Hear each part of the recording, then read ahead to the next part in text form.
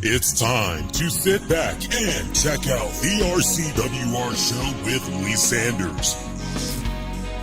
Get fun, in-depth coverage and analysis from the latest in professional wrestling in AEW, WWE, NWA, Impact Wrestling, or the world of entertainment. From hit TV shows to your favorite sports like the NBA or NFL. All things music, movies, and beyond, while trying to make sense of this crazy world we live in. All while keeping it honest, insightful, and interactive since 2011. And now your host, live from the nation's capital of Washington, D.C., Lee Sanders.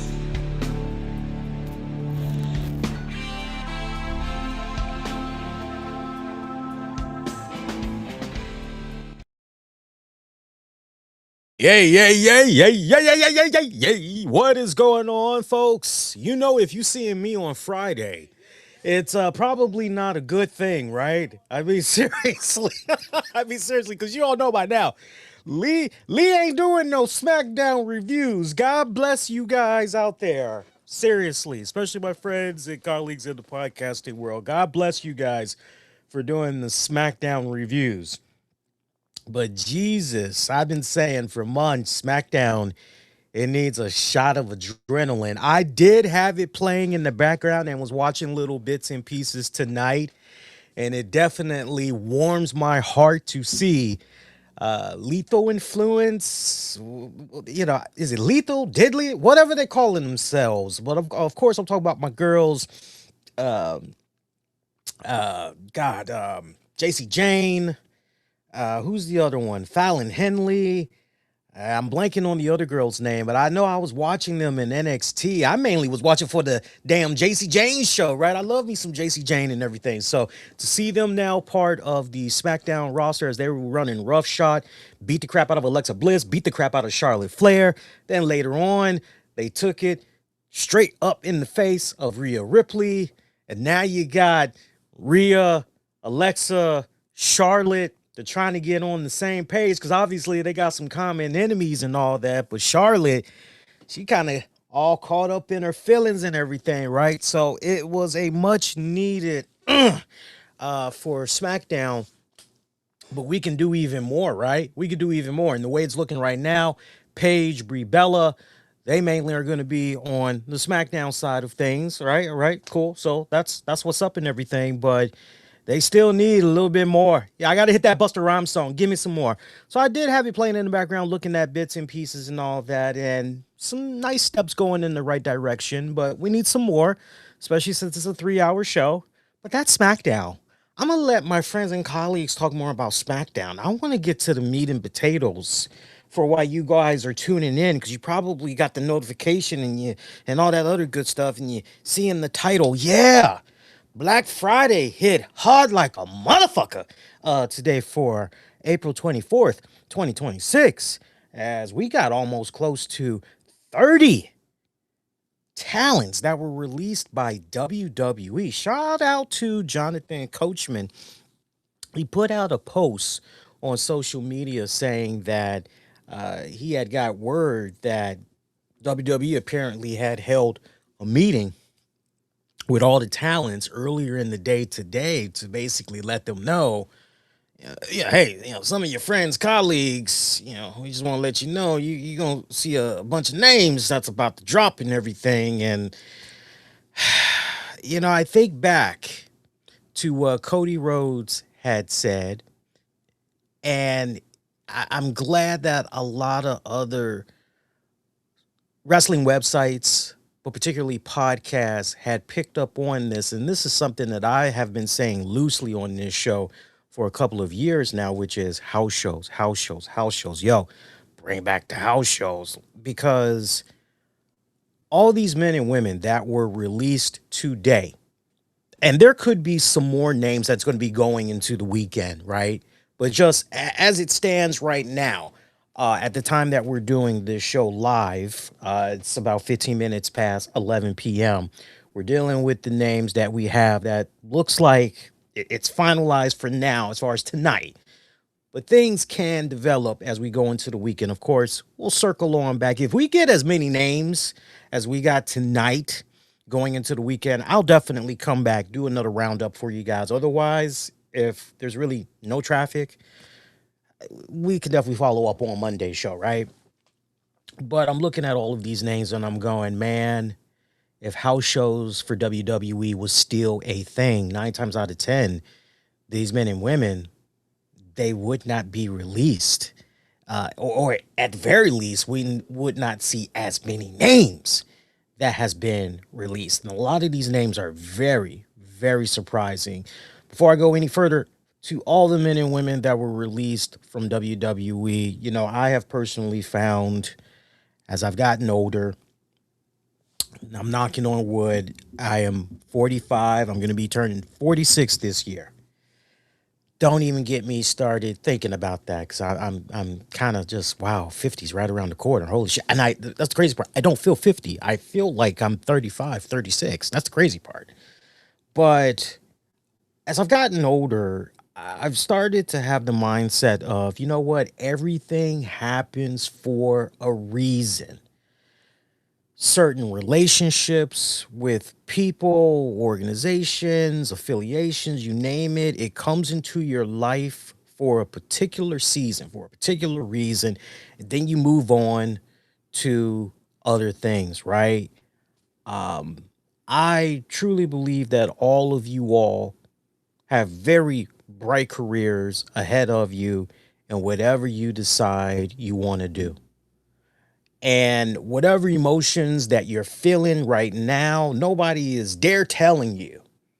Nobody is dare telling you how you need to be feeling about your release from WWE. You can feel however you want to feel right now. Just do me a solid. Most importantly, do yourselves a solid, which is take a day or two, marinate on everything. Don't be so quick to rush and put something out on social media. Not unless you mean, first and foremost, you just want to keep it classy.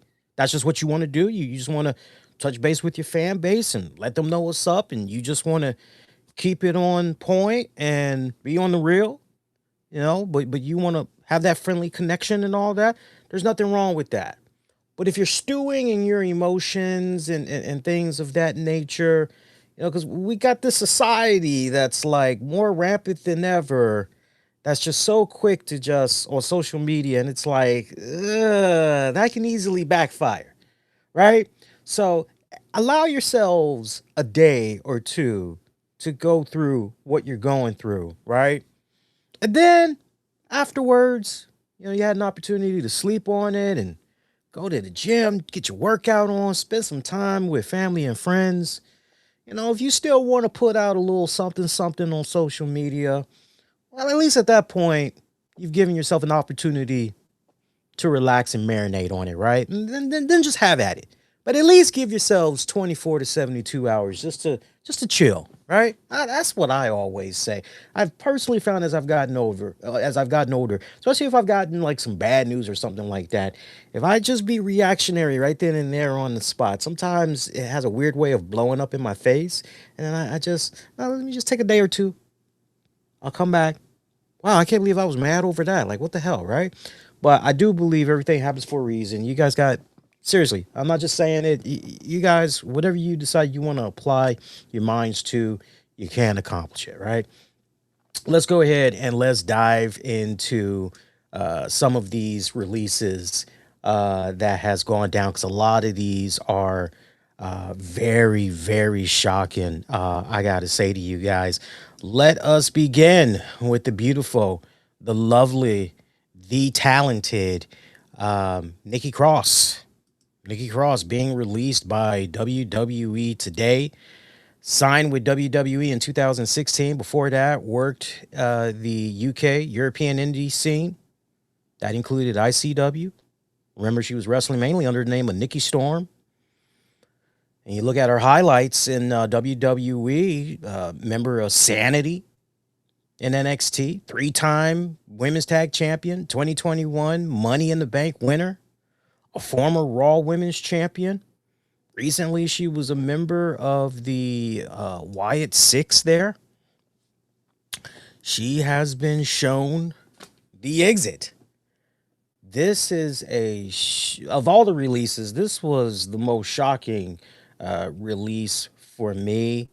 I have always had a soft spot for Nikki Cross, Nikki Storm. I remember for as long as I've been on the air, way before she even came to the WWE, I remember seeing her stuff on the independents and I instantly fell in love with her. And so when she ultimately got signed by the WWE, I was to the moon and back.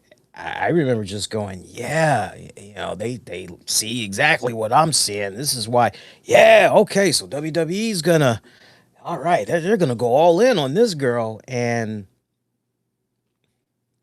I know they had her do the female hurricane for a hot little bit, and I kind of liked it and everything. It was good, but my whole thing was Nikki is so cute. Why do we have her hiding behind a mask? Like, we should be doing so much more than just this. Like, what the hell and everything. And I was relieved when I saw her join Sanity because it kind of seemed like, okay, great. We're kind of getting back to basics and everything when it comes to Nikki. We're kind of almost tapping into what she was doing on the indies. So this is really, really good what they're doing with her here with Sanity. And then she just almost virtually disappeared after that. And I understood what was going on when she got with the Wyatt Sicks.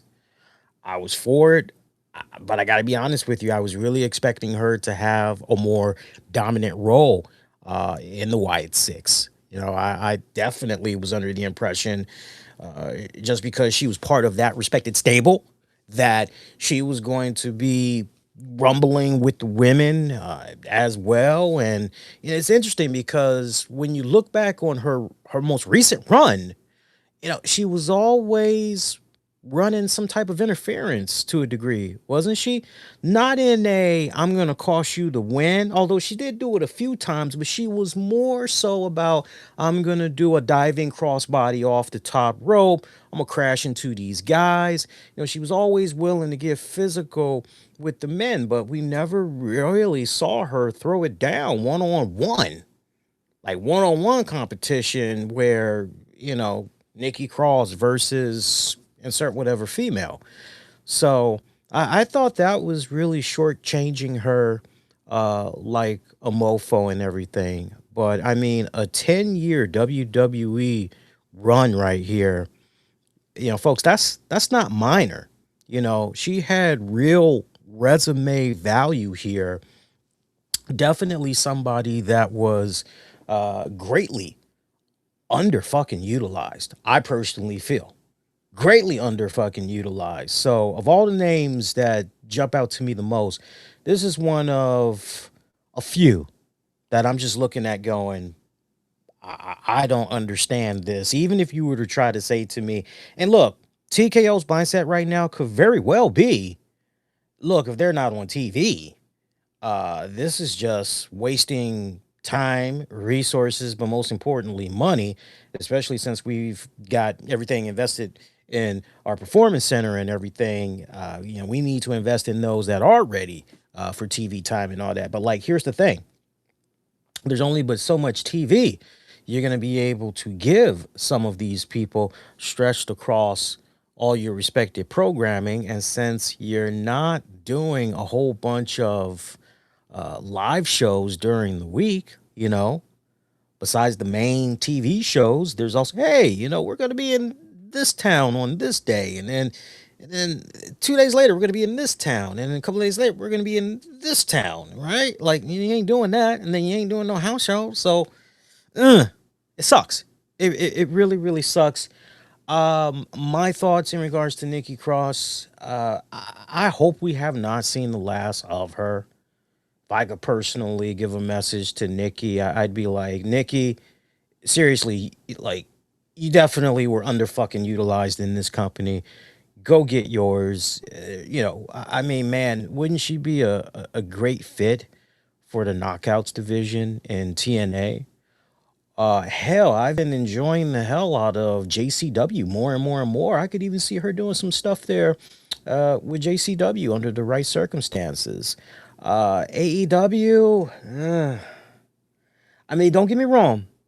It seems like the women's division is kind of turning a corner for the better and all that, but forgive me if I still kind of feel along the lines of, and this is just how I've always felt. This goes as far back as to when I was writing regularly on the 411 Mania website, and I was doing reviews occasionally for AEW Dynamite, but my primary show that I would review was AEW Rampage. I was the Rampage guy.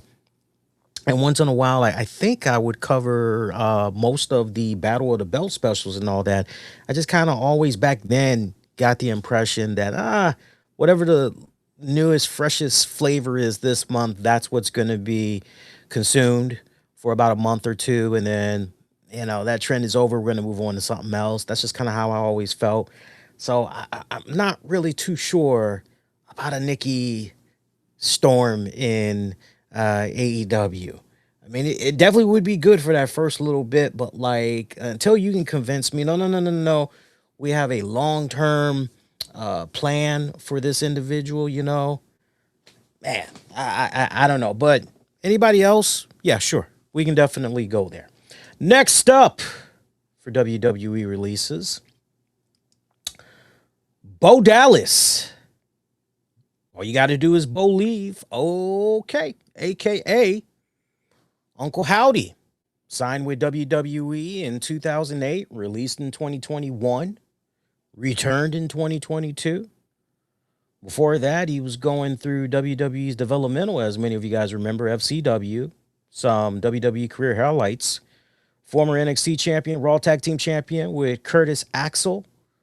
And then he later became Uncle Howdy in regards to his connection there with Bray Wyatt's return to the WWE. He was the leader and a central figure in the Wyatt Sicks stable there. Yeah. So, I remember when this Wyatt Sicks stable had first came about, I was extremely happy for everybody involved. Seriously, Nikki Cross, Dexter Lumis, Eric Rowan. I was happy for all of those guys because I said, wow, like these guys, they get to continue the Bray Wyatt legacy in their own respective way. They basically get to, the way I looked at it, the best way I could interpret what I was seeing with the Wyatt Sicks, and I've never heard anybody mention this analogy. Like, I'm getting ready to break it down. But I basically looked at this like, yo, we just lost, and I'm gonna give you a perfect example. Yo, we just lost Chris Cornell. All right, for those that don't know, Chris Cornell, he was the lead singer for Soundgarden and Audio Slave. It's like, yo, we just lost Chris Cornell. Oh man, it's so unfortunate. Yeah. Before he died, he laid down some really good vocals, for some songs, and, we gotta figure out a way to salvage these songs that he did. We didn't end up getting into the final mixing phase and all that, but man, we gotta pay this forward, man. People, we gotta continue this dude's legacy, right? I mean, great body of music this dude left behind. Yeah, I hear you. So he left some stuff behind. Yeah, there's a little bit of stuff that he left behind. Okay, well, let's see what we can do with that. And then the next thing you know, post-Mania's album is released, right? Almost kind of similar to what happened with Queen's lead singer, Freddie Mercury, back in the day. Remember? Remember after Freddie Mercury died, they had put out one last album where like Freddie was on his deathbed and he was just belting out little verses here and there, you know, all kinds of stuff. And they pretty much did what they could to not only make a new album, but essentially continue the Queen legacy and all that, right? So I look at what happened right here with the Wyatt Sicks, Bo Dallas, and just all these people, right? Who better to continue the Bray Wyatt legacy than all of these people, but particularly Bo Dallas. And then what was really cool about the Wyatt Sicks was that all the money that they were bringing in, I can't remember if it is proceeds or profits, because there's a big difference. So you guys got to forgive me, but for those of you that remember specifically which one of those it was, feel free to drop it in the chat. It'll help me and the community out. I feel like maybe it was proceeds, that anytime you went and you were buying, you know, any type of Wyatt Sicks merch, any type of Bray Wyatt merch, it basically was going to his widow and kids and all that. So like, okay, great. You know, we're paying it forward. We're helping out the family. It's a really good feeling. Out of the gate, it seemed really, really cool. I still remember those kick-ass VHS distorted little vignettes that they were doing with Bo Dallas and everything, as Uncle Howdy. And I remember all of that. And it was like, okay, this is cool. Like I can get with this. But it started losing its luster after a while, didn't it? I mean, it just, and I don't know if that was a case where creative just ultimately failed the Wyatt Sicks, because it sure as hell came off like it, didn't it? You know, it just more and more and more, there was a decline, you know, less appearances. I'll never forget, I was on this show a couple of months back, and I said something along the lines of, holy shit, Wyatt Sicks are still in WWE? And I didn't mean that as a joke. I just was like, because I hadn't seen them on TV in so long. And then the other shocker in that same sentence, I said, oh, wow, they're tag team champions too? Right? Yeah, because like their appearances were so damn sporadic and everything, right? They're like, wow, I forgot these guys. Wow, damn, and they're tag champs. Wow, okay. For the longest time, they were involved in, as far as most recent television, they were involved in a feud with the MFTs there, led by our boy Solo Sikoa. Longest time. I know that was a few where, you know, people were like, oh my God, end this already. This is so goddamn boring. Why are they dragging this on month after month? Like, please end this already. Well, you guys got your wish. You guys got your wish. I guess TKO and whoever looking at the metrics and was like, don't work for us, brother. Bo Dallas, you know, it's unfortunate. Let's be real, though. Those were some really big shoes that he had to fill in, yeah? I can't help but wonder from a creative standpoint, how much resistance did he face, if at all, during his tenure with the company this go around, but particularly after Bray passed? I'm very, very curious as far as his creative ideas goes. You know, how much of it was basically shot down and it was a case of, no, you need to do it our way. This is what's gonna, you know, we know how Bray was, right? We remember how he was, well documented in his respected documentary and everything. You know, was Bo trying to follow in that same suit, all in the good name of just protecting his brother's legacy and everything, and to a degree that maybe annoys some people, possibly in WWE that was part of creative. It'd be very easy for us to go, no, I mean, so, but like we've heard some crazy things, right? Expect the unexpected. I'm very curious to hear that first interview from Bo Dallas in regards to all of that, as far as the whole creative. Did he feel stifled in any type of way? Very rare do I bet. But if I were a betting man, I have a feeling he's going to say yes, like 1,000%. Yes, and it was very infuriating. I can imagine him just saying, I had, these ideas, I had pitched this, I pitched that, and, deaf ears. I mean, we all could sit down and take 5 minutes right now and think of some really cool, crazy shit that we should have seen Bo Dallas involved in, right? Here's the crazy part. We didn't even need Wyatt Sicks. Bo Dallas, let's not forget, way before his brother even passed, he had a really cool gimmick going on where he was running around telling people, it's so unfortunate what's going on with you, but things are going to get better. All you got to do is Bo leave. I mean, those were infomercial joints, the whole 9 yards. Why they abandoned it and all that other stuff, your guess is as good as mine. If one of their main issues was, because I felt he had the look, I felt he had the size. In due time, I definitely felt, he had the swag and the charisma going on and everything. If the only negative thing that you could say about Bo Dallas was, the guy's teeth. Okay, well, have him get in contact with Roman Reigns and be like, Roman, hook me up with your boy, right? But maybe not have it be as extreme as what Roman has going on, right? But a very shocking release here, because this officially, when you really take a step back and you think about this, folks, this officially ends the Bray Wyatt legacy faction.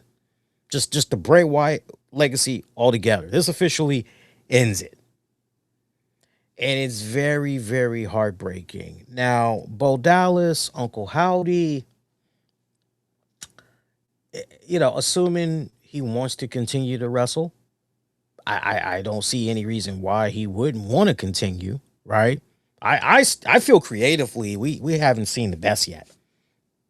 Now, you can call me a dreamer, you can call me crazy, but I honestly believe we have not seen the best of this dude just yet.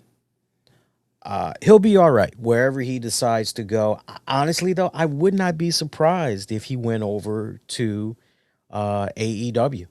I really would not be surprised if he went over to AEW. And while he may end up going to AEW, there's another person that very well may tag along with him over to AEW. Of course, I'm talking about Eric Rowan. Eric Rowan, definitely not a stranger to AEW. You all know. I shouldn't have to tell you, but for our newer listeners, better go Google that. But Eric Rowan signed with WWE in 2011, was released in 2020, returned in 2023, worked the Indies before heading over to WWE Developmental. An original Wyatt family member we're talking about right here. Former NXT Tag Champion, former SmackDown Tag Champion with Luke Harper and with Daniel Bryan. Another Bray Wyatt era connection that is gone right here. Okay. Love this big dude. Seriously. I love Eric Rowan. I love me some Eric Rowan. Menacing presence. I mean, he's got the size. He's got the look. I mean, just go back and look at this dude. I mean, this dude looks like, Big Red, as I like to call him. Big Red just looks like he's about to snap on a mofo. Like, seriously. He looked like he's just... You see this dude as you walking down the street, you're going to go in the other direction, and rightfully so. I see him definitely popping up in AEW a lot sooner rather than later. Don't be too surprised if Bo Dallas may be tagging along with him there. From there, Joe Gacy. This was kind of a surprising one for me. Joe Gacy, he signed with WWE in 2020 before coming to WWE. You mainly know his work if you've been following him from CZW. You definitely remember Evolve. His highlights within WWE, he was very character heavy. in NXT. I remember when he was doing that whole, as you see the image there, I remember when he was doing that whole disciple shit. I was digging it. I was loving that. Was a recent WWE Tag Champion with Dexter Lumis. He was definitely a member of the Wyatt Sicks. I personally felt Joe Gacy when he entered the Wyatt Sicks. This is just me. This is just me. But I personally felt, and I kind of get it, because when you look at individuals like Eric Rowan, when you look at Joe Gacy, when you look at Nikki Cross, right? All those people that were part of the Wyatt Six, like they all came together and it was like, no, we're going to feed into just this one vision. We want to feed into the Uncle Howdy character. We want to feed the machine that is this stable. We want to feed that. But like,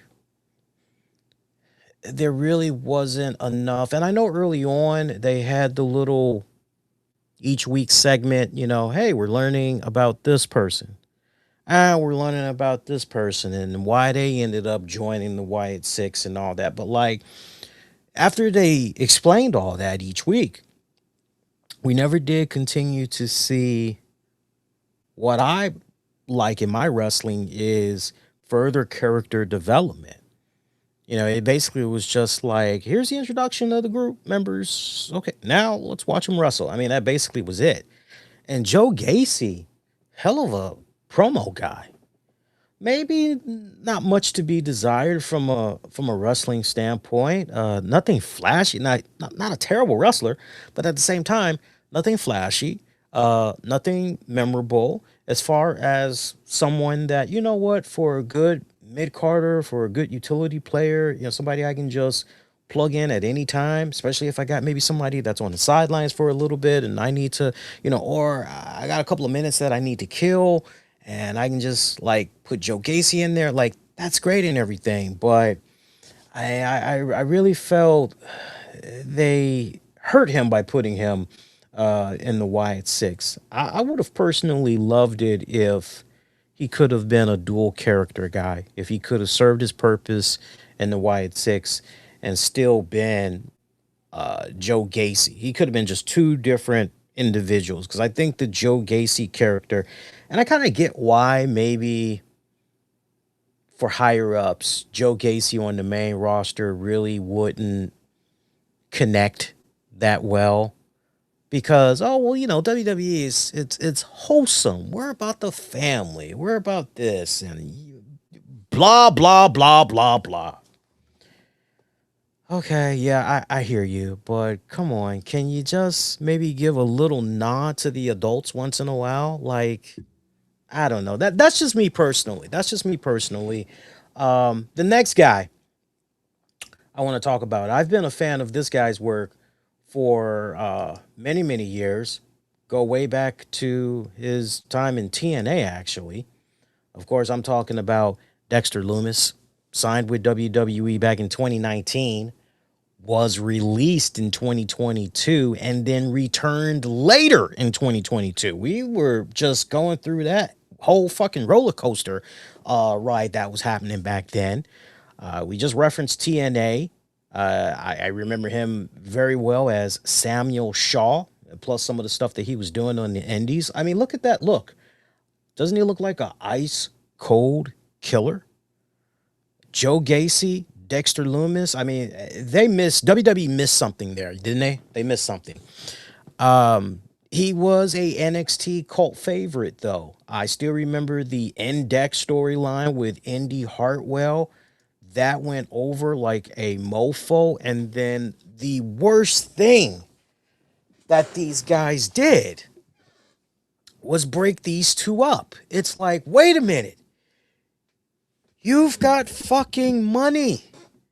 You've already got like people designing t-shirts on their own and bringing these, cool signs, original signs that they put a lot of thought into and everything. And if there was ever a time where like, no, you stumbled upon something here, you really need to lean into it, lean all the way into this. and they just break it apart. I remember when Johnny Gargano and his wife, I'm blanking out on her name right now. Somebody in the chat, help me out, please. Just type the name and put it in the chat. I can't believe I'm blanking on her name. It happens, folks. Age. It's a lot of names to remember, too. I can see her face. I see the colorful hair, all that, but I can't see her name right now. But I remember when they came up to the Raw roster, and I couldn't help but go, how long before we see Indy Hartwell on there? Like how long before? And then, sure enough, Indy eventually came. I'm like, okay, well, now Dexter Lumis. Now we got to get Dexter Lumis. Now it's time we see him. Let's get him in there.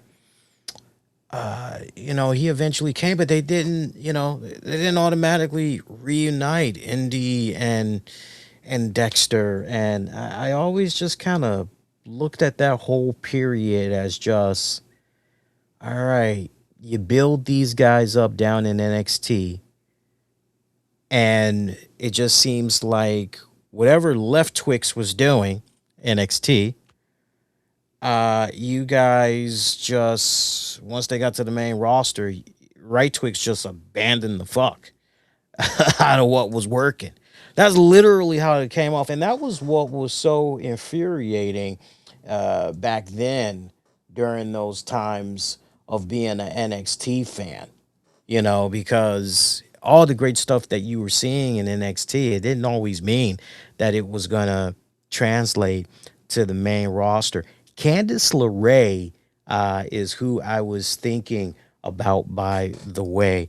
Thank you all for not jogging my memory. I was hoping somebody was going to save me and go, but I guess a lot of you guys probably don't know your wrestlers as well. So it's like, nah, Lee, that's all on you, man. Like, it eventually came to me. I just had to think about it a little bit more while I was talking to you guys. But I loved what this dude was doing. I remember when he was stalking, wasn't he stalking The Miz for a little bit when he was on the main Raw roster, Dexter Lumis? That shit was actually good. I was really into that. That character had so much of a shelf life, untapped potential, and then they just eventually went with the whole, Wyatt Sicks, and here's this great looking dude, nice looking face and all of that stuff. And, we basically are going to put him with this weird makeup, have him grow out these dreads, and we're just gonna, okay. But, again, we're talking about building up individuals, right? We're talking about, and then even when he was doing the tag team run with Joe Gacy, it really wasn't memorable. I mean, I'll put it to you guys. Can you guys even recall, at least, and please don't say MFTs, can you recall anything else other than MFTs for Joe Gacy and Dexter Lumis for when, they were running around as a tag team? Can you recall anything else? I rest my case. He'll bounce back just fine. I would not be surprised if maybe he were to ultimately return to TNA, maybe even do some stuff with MLW. I could see that. I could even definitely see him doing some stuff with Game Changer Wrestling for sure. Let's talk about this next release. As I see who said it in the chat here. I'll put up some of you guys' comments in the chat as we're going through this here. Next up is going to be, well, I did see the chat. Hang on here. That's interesting because I can see. Yes, there it is. That was weird. I don't know. Glasses, man, glasses. All right, let's talk about our next release. Because I see some of you guys are talking about it in the chat. Definitely a shocker for me. Real stunner. My favorite pirate, Kairi Sane.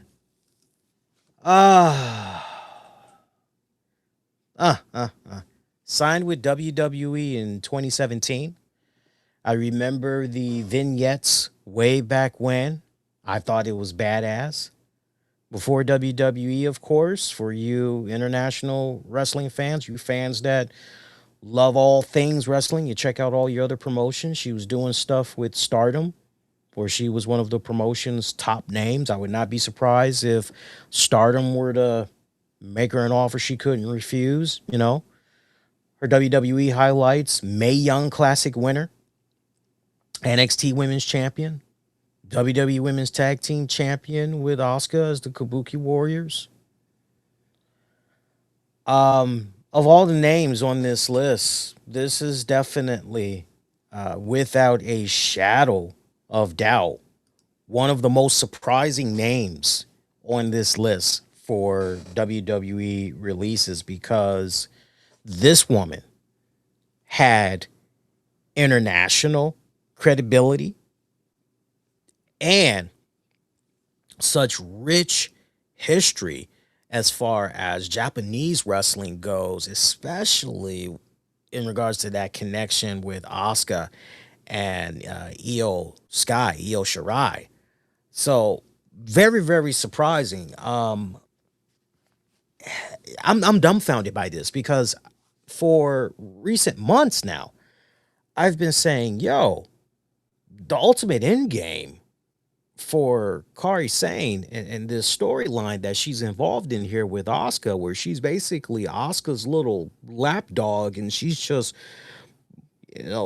puppy dog guys just unwillingly tagging along with Asuka because this is basically her teacher and all this other stuff and all that, right? So you gotta basically follow the tradition and all of that. I basically said a couple of months now, yo, the hell with that. Let's see Io eventually come up to Asuka and go, look, you can't continue to keep doing Kairi Sane like this. And Asuka can be like, well, what are you going to do about it? What are you proposing? You want to get her freedom that bad? You want to obtain her freedom that bad? At what price? What are you willing to do? And the idea that I had, that I've been talking about on this show for months, it's been, okay, have Io Sky go, look, you and me, Asuka, one-on-one, which I thought was going to happen at WrestleMania. I know a lot of you guys thought Asuka, Io, WrestleMania. Did not happen, unfortunately. Would have been badass, though. Would have made a lot of sense, too. It would have been badass to see it go down. And the stipulation that I always kept coming up with was, yo, if Io wins, she defeats Asuka, then Kairi Sane wins her freedom. Plain and simple. She wins her freedom. She's her own woman. But if Io loses, she's got to fall in line, and she's got to join suit with Asuka. She's got to fall in line with Asuka. Whatever she says goes. Plain and simple. And like, what baffles me the most, and I hope we learn a lot more about Kairi Sane in the coming days, because what I'm most curious about, like, did Kairi Sane basically look at the trajectory that was going on in her career within these past couple of months and just was like, yeah, this just ain't for me. This ain't happening no more. I'm not feeling this shit. And I can understand that. Like, we can feel her, right? Because every single time you were turning on Raw television, it felt like Bill Murray and Groundhog Day. You're like, damn, Kairi Sane getting her ass beat again? Like, what the hell? Like, every time you turn around, Kairi Sane was getting whooped, right? Every time you turn around, Io Sky's always wrestling, and it's like, okay, can we kind of switch it up? Can we put some variety in here, right? Like, I don't know if maybe from a creative standpoint, from a booking standpoint, I don't know if Kairi Sane wasn't really feeling what was happening with her character the last couple of months, and she decided, hey, let me go ahead and just dip on out. But man, it really would have been nice if that would have been the case. If creative would have been like, well, yo, this is like the last time we're going to be seeing Kairi Sane. Let's do something really cool here. Let's try to give her a nice quiet send-off. WrestleMania, right?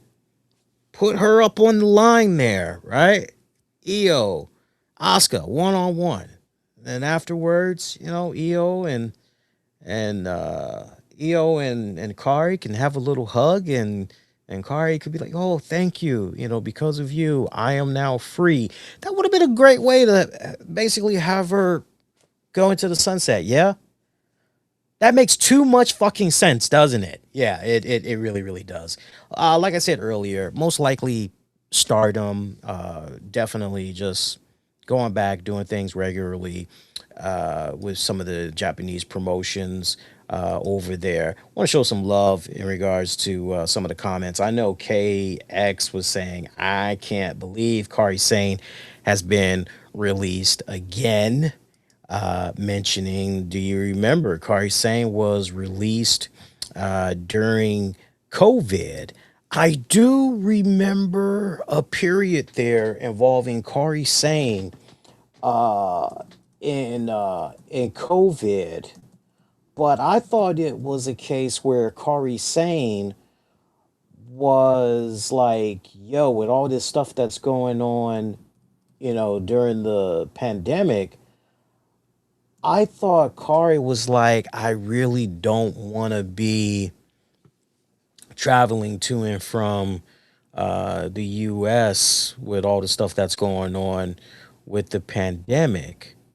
I thought that was kind of what was going on there. I mean, no matter how you cut it, though, she did leave WWE before. So, KX, you definitely make a very valid point.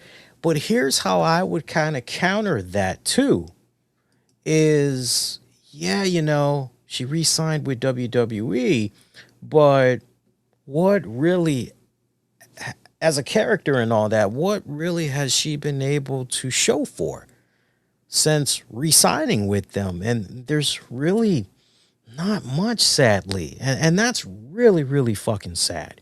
It really, really is. I know that they had the whole, wasn't Bailey, Kairi Sane, and Io, weren't they damage control too? Didn't they try that with them? Yeah, they were like damage control, weren't they? And they tried all kinds of stuff. It never really clicked. Kairi Sane, so fucking underrated, very talented, very stunningly beautiful as well. I don't know. That's a weird one.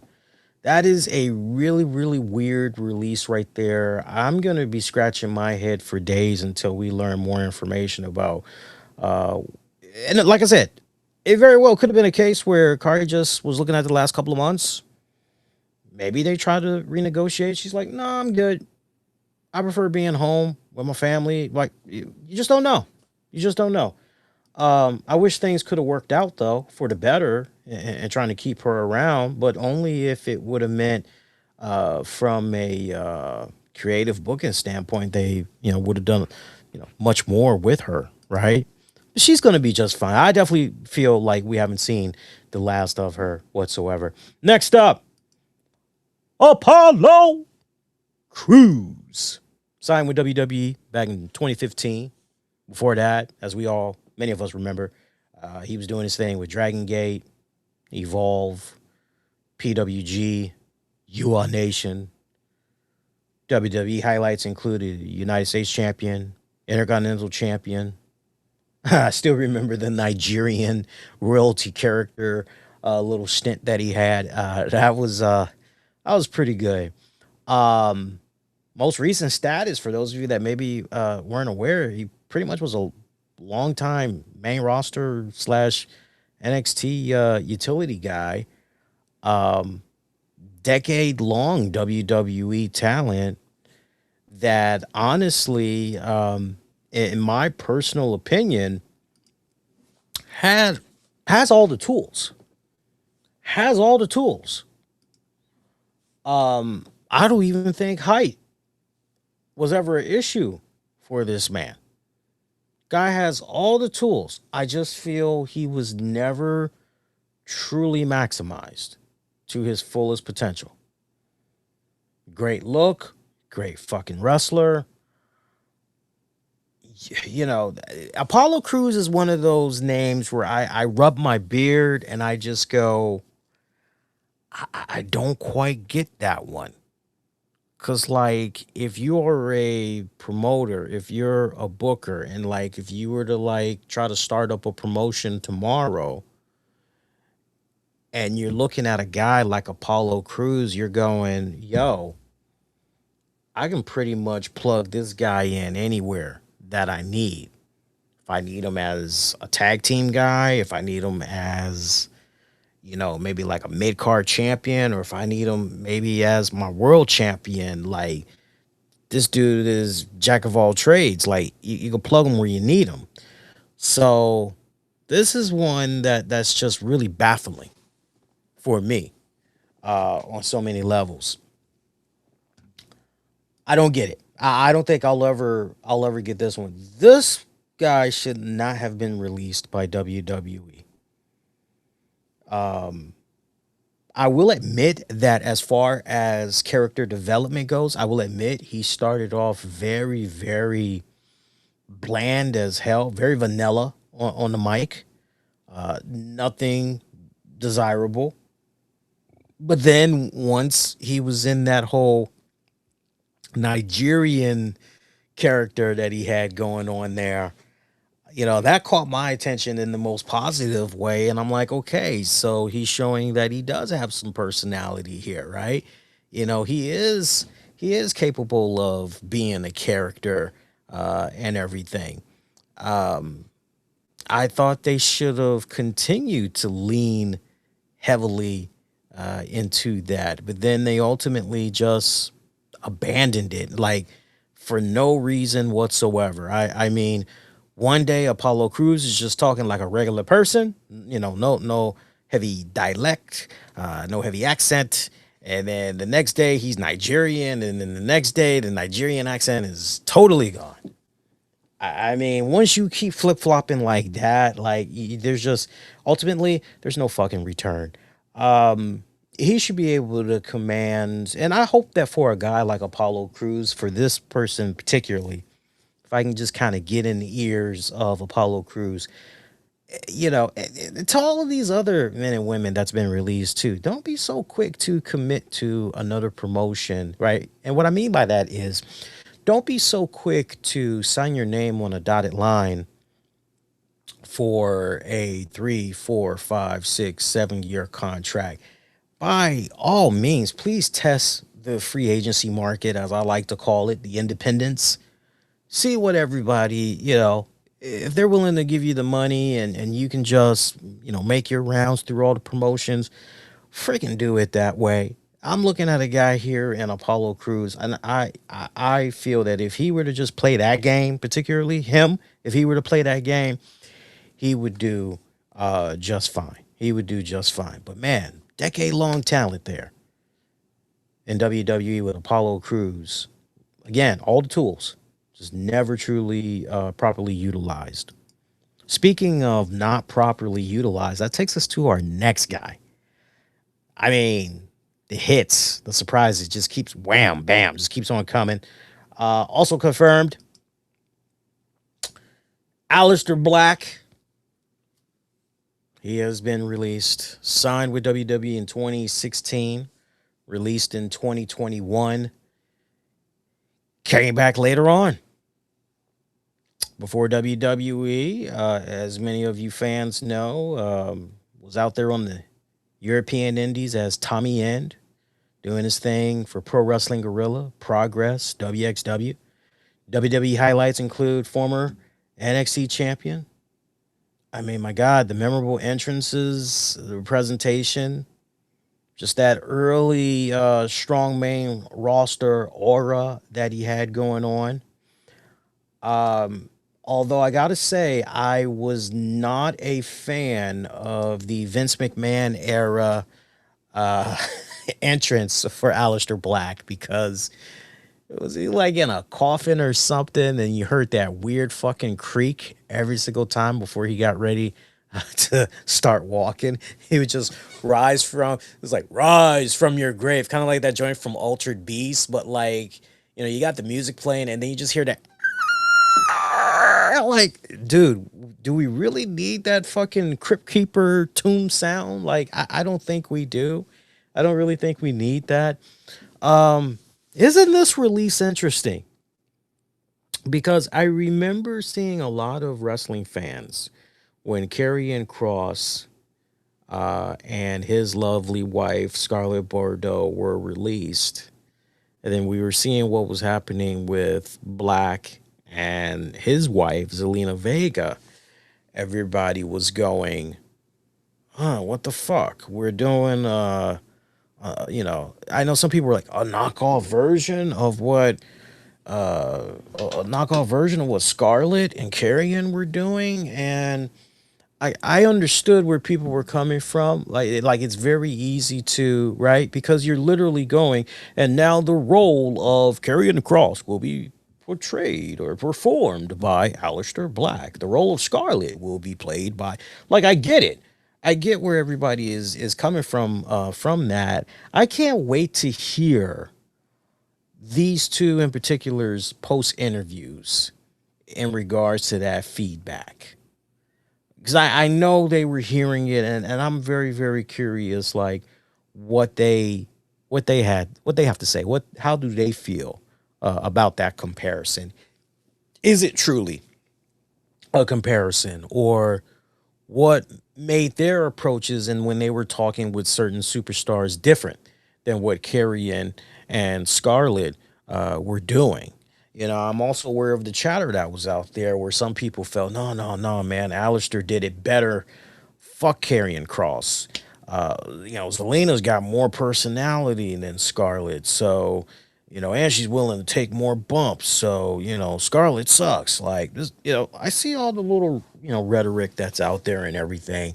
Aleister Black had very interesting. Very interesting, because I remember under Vince McMahon, he pretty much was chilling in a goddamn basement cellar.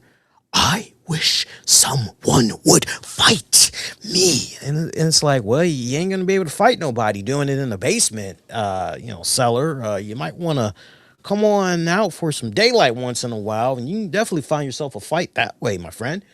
And that just ended up becoming so goddamn flat, like real quick. Again, this was a case where, like, Left Twix, NXT. All right, we got him. He's nice and good. Like, we got him exactly where we need him to be. And then Right Twix, the main WWE roster. Hey, great, thanks. And like, almost virtually kind of starting from scratch almost here, right? Everything that was good with Aleister and NXT, 100% of it did not translate over under the Vince McMahon regime and all that. So to see Aleister Black eventually go over to AEW, and he was doing his thing as Malakai Black. And my God, I loved what was going on. What was the name of that stable that they had going on in AEW? It was Malakai Black. It was Buddy Murphy.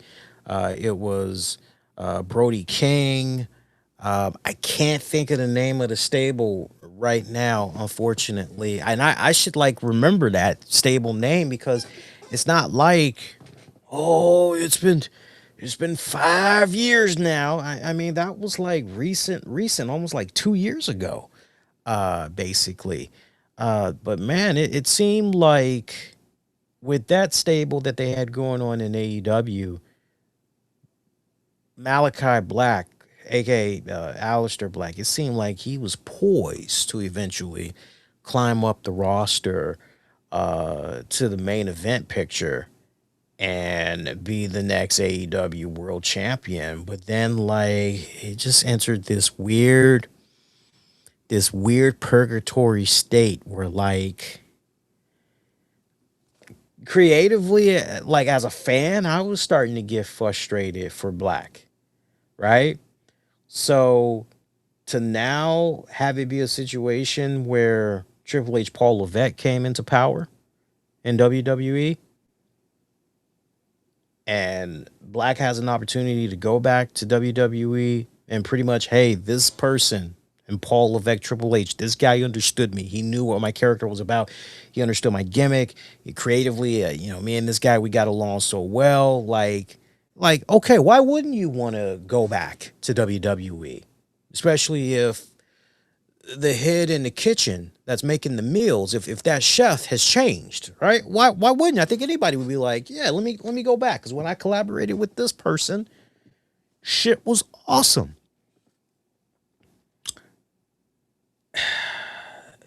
Seemed good first little bit, but all we've really had of Aleister Black this go round in WWE was just him hanging out backstage, kind of talking shit to people.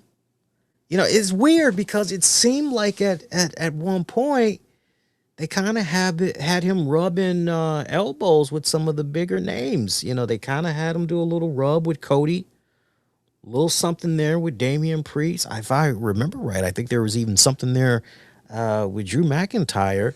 You know, so it kind of seemed like, you know, okay, we see you. And then when they added Zelina Vega to the whole mix, and it definitely seemed like they were trying to help elevate him, right? Take him to that next level in WWE. But it just, this is kind of surprising. I gotta say, this is definitely a surprising release, because I just kind of felt like, honestly, going past WrestleMania, I felt that cats like Zelina and Aleister Black, they would now take a more prominent role. That's how I kind of felt.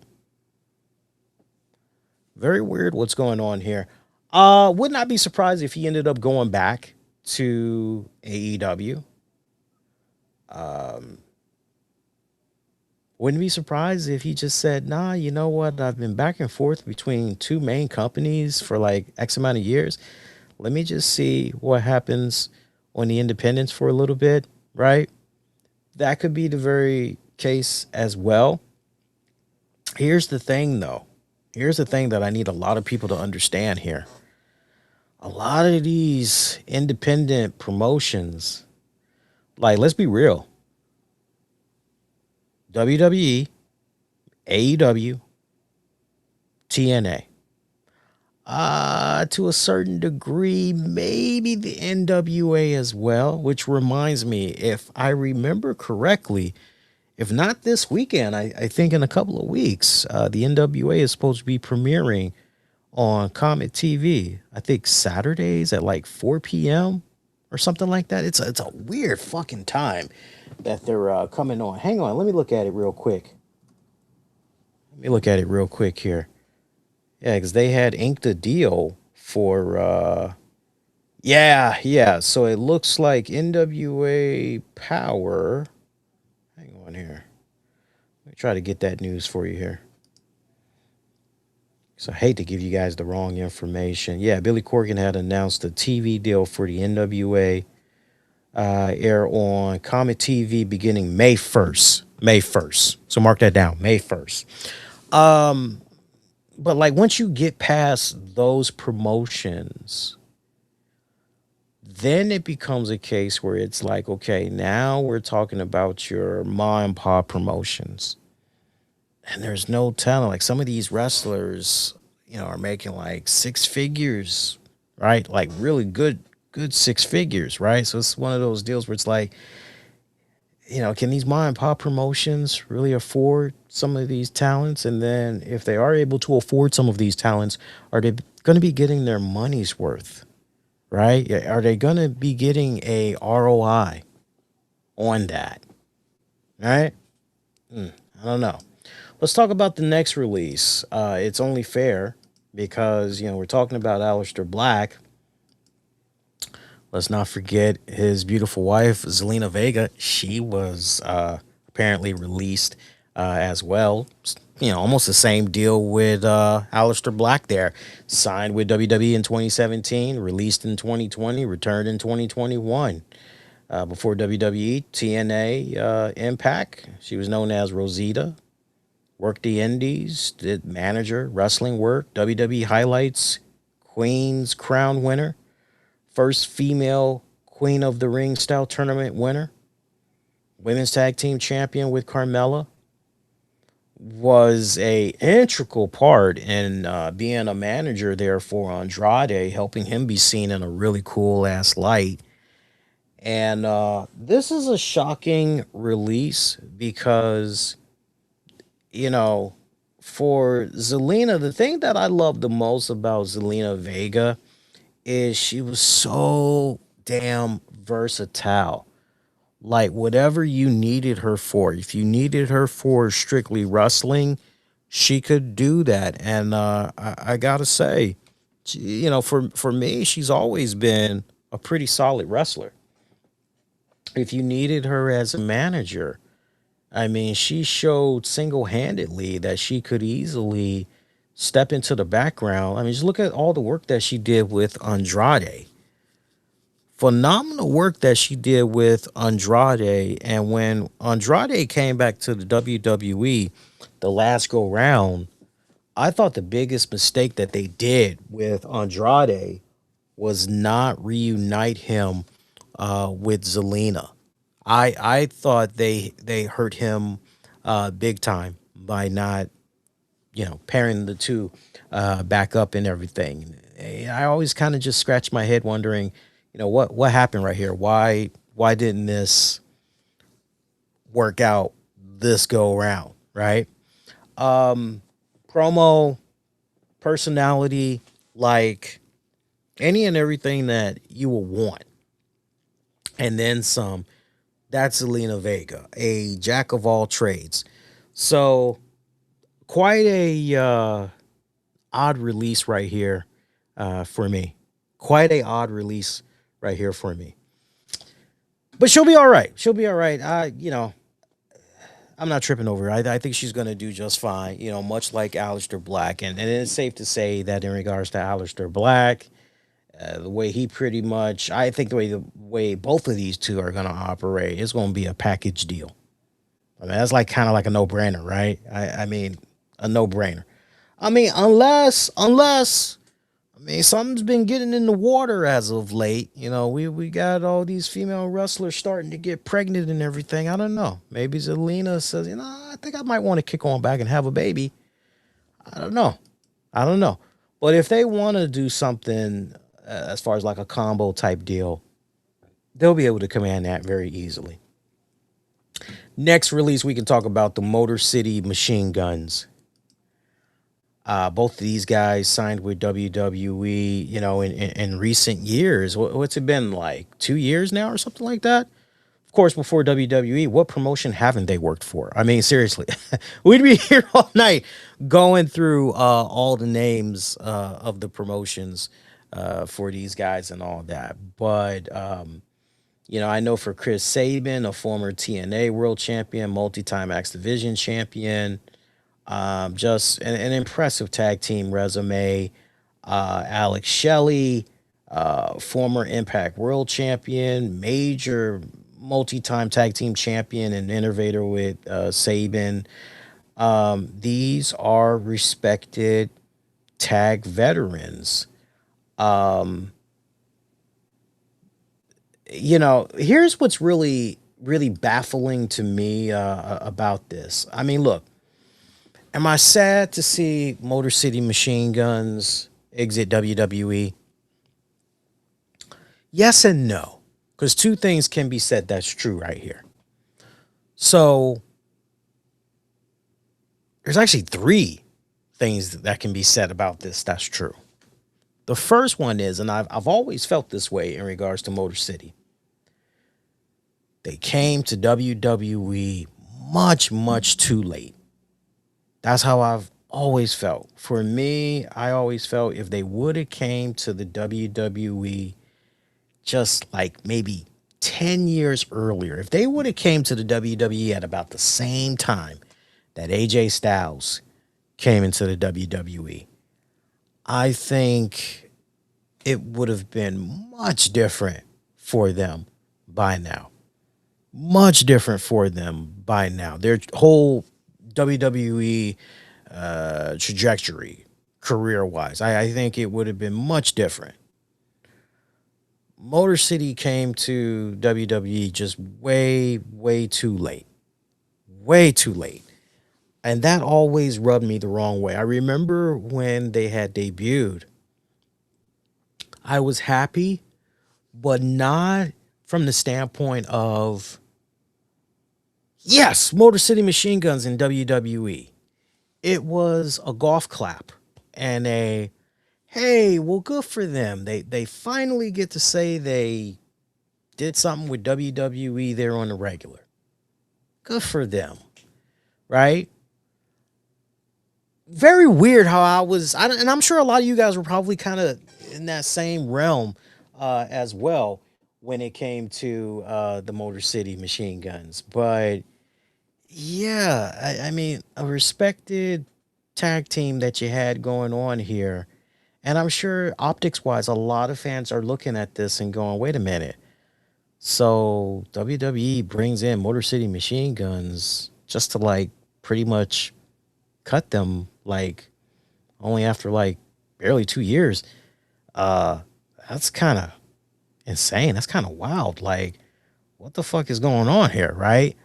Um Look, you've seen what was going on with the reactions to Motor City. I mean, even from the moment that they had debuted, it was kind of like, oh, okay, cool. I still remember that debut that they had as Motor City Machine Guns on SmackDown. It was like, wow, this is kind of not really over. Don't let the piped in audio from a crowd fool you. Little AI tricks, and don't let all that fool you. Like, I remember watching that, and I'm sure many others will back me up on this that remember that Motor City debut. It was like, it was rough, right? Uh, that annoying ass song, "Raise Your Fists, Raise Your Fists, Raise Your Fists." At least I don't have to hear that fucking song anymore because that was like the most atrocious song that you could give, um, them. I mean, seriously, just ridiculous, just ridiculous. But Motor City Machine Guns, they are going to be just fine. They are going to be just fine. I mean, seriously, if there are any individuals from this list of those that's been released so far that we've talked about, where I'm just kicking back, going, you ain't gotta feel sorry for these people. Like, like really, you really ain't gotta feel sorry for these people. Motor City Machine Guns, you ain't gotta feel sorry for. They're gonna be just fine. I wouldn't be surprised if they phone is like already been blowing up and they already booked for the rest of the year, right? And Motor City, they would stay just making their rounds on the independents. Like, they would work for any and everybody. That's how they would constantly do it. It'll be interesting to see now that they have pretty much been in the WWE system and they've had that nice, steady cash flow source of income there. It'll be interesting to see if they'll still go back to that kind of mindset that they had before, where they pretty much will just run the circle, right? And they'll be pretty flexible on negotiations, money wise, right? Or if, because the worst thing that has happened in the last 10 years, I would say, is now you've got WWE, TNA, AEW, and just these contracts, right? You've seen some of the numbers that's out there.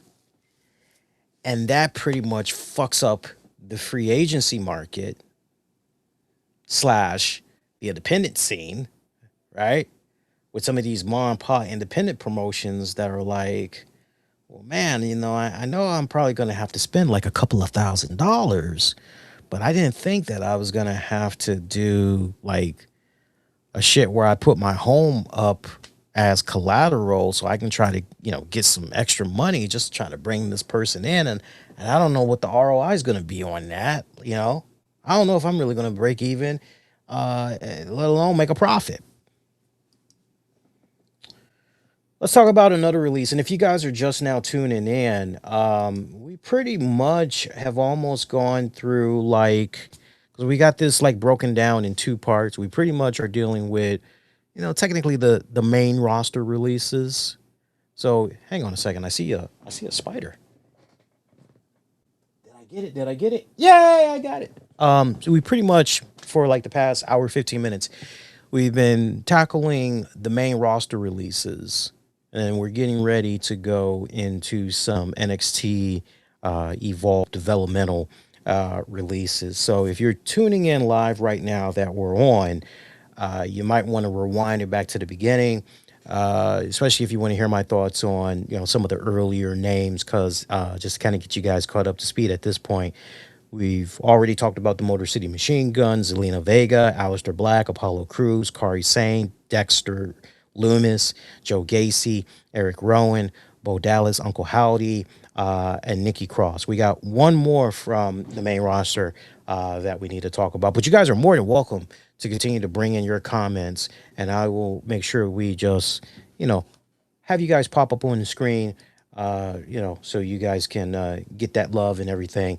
And yeah, one more name to talk about of the main roster cuts before we move on to the next half of the list. And that is Santos Escobar. Santos Escobar being given his walking papers. Very unfortunate right here. Signed with WWE back in 2019. Before that, for WWE, was with AAA, CMLL, Lucha Underground as King Cuerno. By the way, shout out to Lucha Underground. First time in like years, they put up a weird cryptic message that basically they said, like, stay tuned. I'm like, what the fuck is that about? To be continued. WWE highlights for Santos Escobar, NXT Cruiserweight Champion, leader of Legado del Fantasma.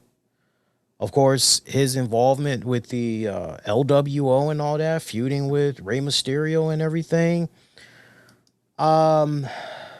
This is an interesting one, I gotta say, because all of these are interesting, like all of these releases, but this one just multi-complex for me. Because I look at Santos Escobar, man, everything, if you're WWE, like, wow, everything that you would want in a wrestler, right? Because you're going, hey, I need somebody that is Latin. Okay, Santos Escobar, check. I need somebody that is bilingual. Okay, that's Santos. I need somebody that's good looking. Okay, that's Santos. I need somebody that can wrestle. Again, okay, that's Santos. I need somebody that would look good, maybe if I wanted to put a hot chick around him, kind of make him look like king shit. Okay, Zelina Vega, but again, that's Santos. So what's your problem? That's what's really baffling right here with Santos. And the only thing that I can kind of go, maybe this might have been a little bit of an issue for him.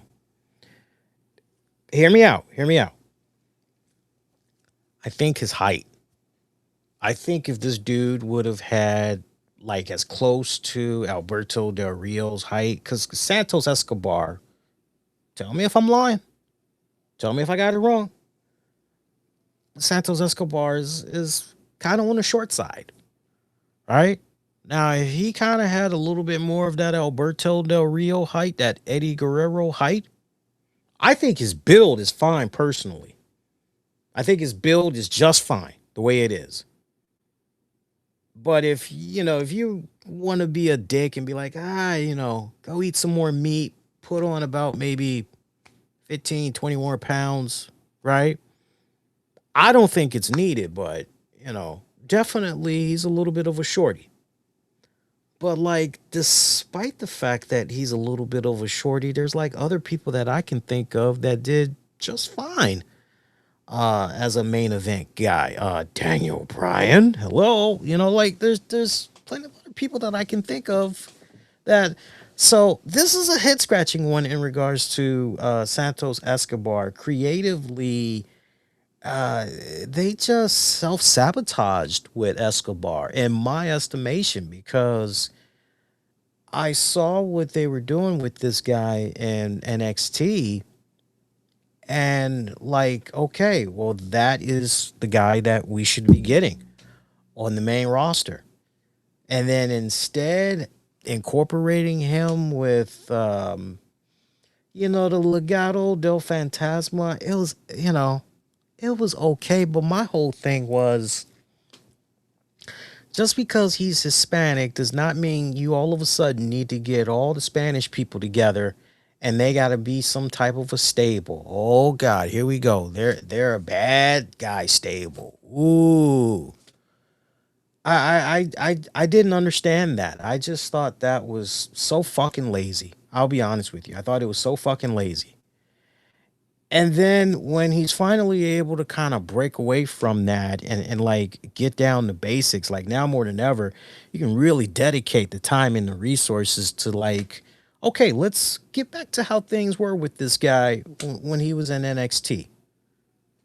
Well, we don't want to exactly go the Alberto Del Rio route. Yeah, I kind of hear you, but I mean, he's got the look and he's got the hair, he's got the face, like, why not go there? Like, come on, right? Lean into it.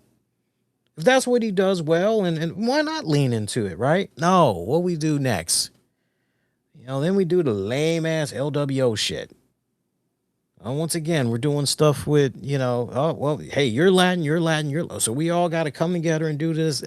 I just thought that was the laziest fucking booking and a fucking disservice to Santos Escobar because he's so much more than what WWE was doing with him. So much more than that. And here's what's even more fucking baffling about Santos Escobar. And then circling back to Zelina Vega and all that. It's like, so let me see if I got this straight.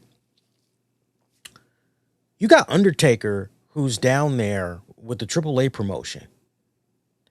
And you're telling me that, like, in regards to Aleister Black, Zelina Vega, Santos Escobar, you could not find anything for them? You couldn't do anything with, like, if I'm sitting there and I'm like, okay, I ain't got no room for them on the main shows here for Raw, SmackDown, NXT, I ain't really, I'm looking at that AAA show. I'm looking at that. Hey, give it due time. WWE will eventually own CMLL if they haven't already. But like, I'm looking at the AAA promotion. I'm going, okay, who currently in AAA do I not need anymore? And we just had these guys like take their fucking place. Very baffling to me. Very, very baffling to me. Big surprise because he has that faction leader credibility to an extent, right? But he's so good as a solo act. And I personally fell in love with this dude when I first saw him in Lucha Underground. Like, I mean, he was the shit. He was the shit. I was kind of shocked. I was kind of shocked when I had learned, oh, wait a minute. That's King Cuerno? Like, oh, snap. I'm like, that made me love this dude even more once I found out, like, oh, and he's in WWE? Like, oh, yeah, he's going to do fine. Great TV experience. Primed, ready to go. He's going to do just fine. He's going to do just fine. I don't believe for 1 second we've seen the last of him. Let's go through some of your comments here as we get ready to set ourselves up. Talk about the second half of this list here. And this is your opportunity if you want to get on in, get some comments in there. Appreciate everybody that's tuning in. We got about over 115 folks that's tuning in as we're streaming live right now between YouTube, Twitter, Facebook, Twitch. Just use the keywords, the RCWR show.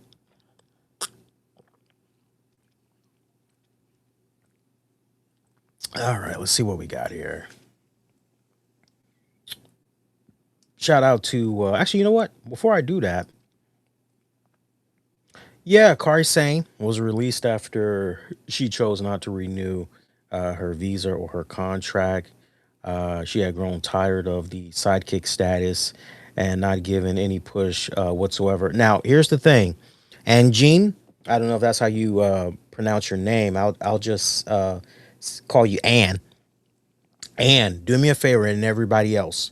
when you're stating comments like this, you need to let me and everybody else know if this is your personal opinion or if this is what officially has been said and where you're citing it from. Because, like, it's okay if we are going to speculate. I don't mind if we speculate, right? I don't mind if we speculate. I don't mind if we make educated guesses. But here's the big difference between us and other folks that just like to throw shit up on the wall and just, it's news, it's fact. We make sure over here that we go, okay, hey, we're just spitballing, right? We're just stating an opinion. We're just, right? So please make sure that whatever you're referencing, like if that's your personal opinion, that's fine. State that. If you are saying, hey, I read this from this website, then say that. We'll definitely mention the website. Like it's no problem whatsoever. We'll show the website love, especially if it's a reputable name and all of that other stuff. And again, you're mentioning this thing about how it should be noted. Both Asuka and Io have also voiced their opposition to the storyline. I want to just cut you off right there. I need affliction. It's something that I've always been hearing in my journalism class this semester. So whenever I've been writing a story, you are talking to a journalism major. And one of the things that we're graded on when we're covering certain news stories and all that, we're basically told, okay, and how do you know this information?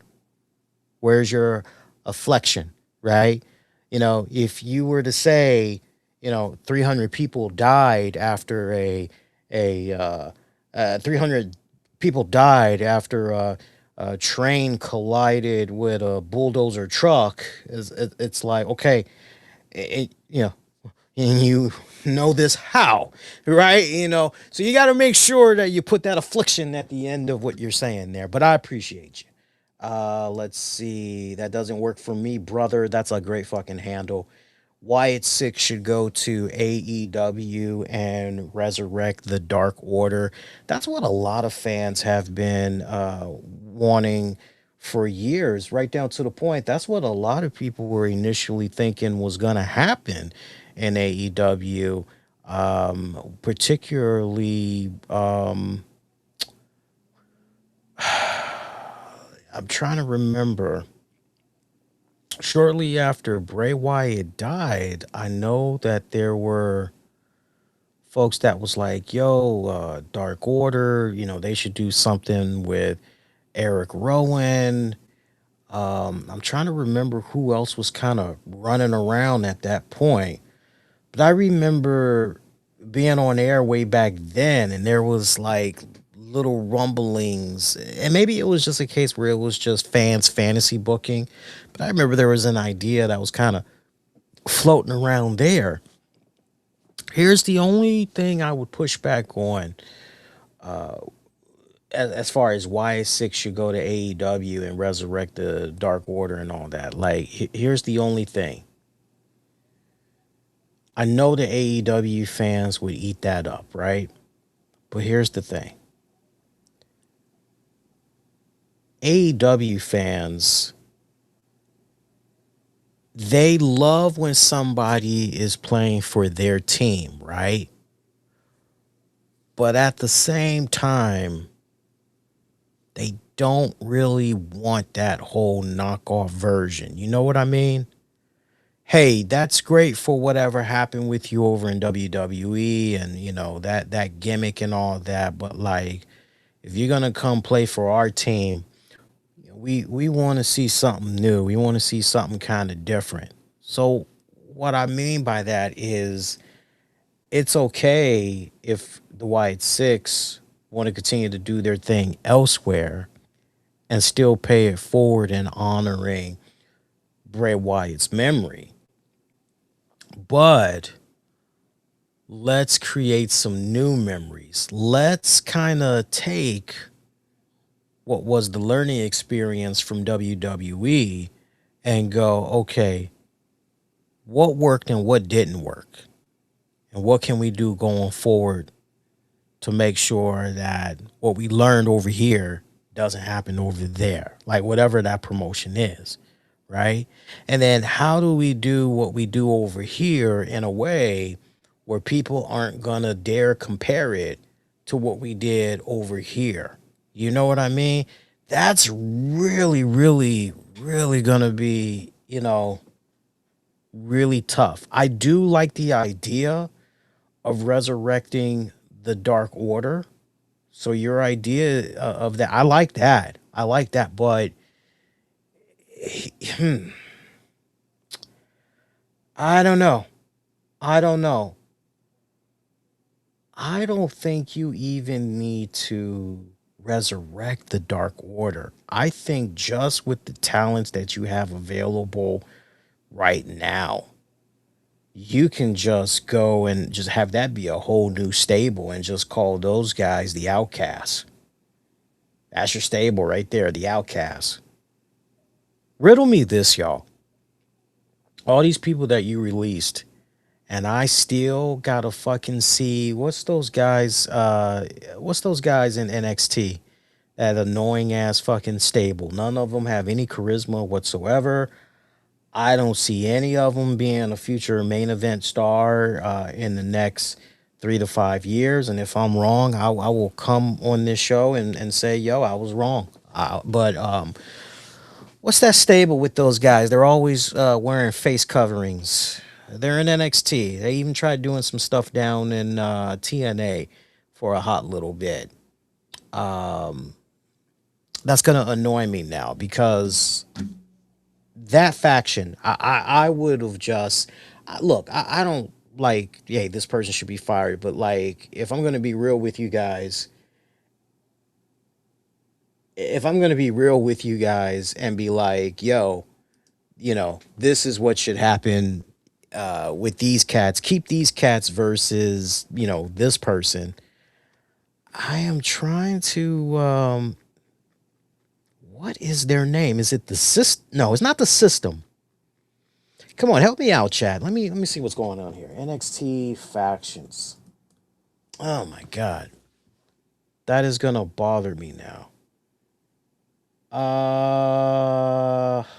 What is the name of that stable? It's a stable with some young guys that's running around, and their trademark, they always jump the fuck out of people. It's a new stable. They've been running around on NXT for like a good minute now. Hang on here. Current factions. Let me do that. Creed Brothers, Diamond Mine, The Dyad, Chase University. No. Keep going. Give me some more names here. Damn, that's hilarious. The guys are not even mentioned in this little synopsis that I'm reading. That is going to bother me now until...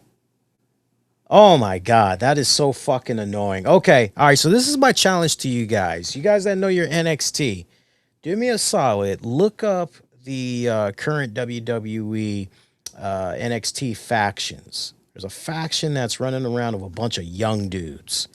They usually wear masks. And they like jumping the shit out of people. All of those guys are just bland as fuck.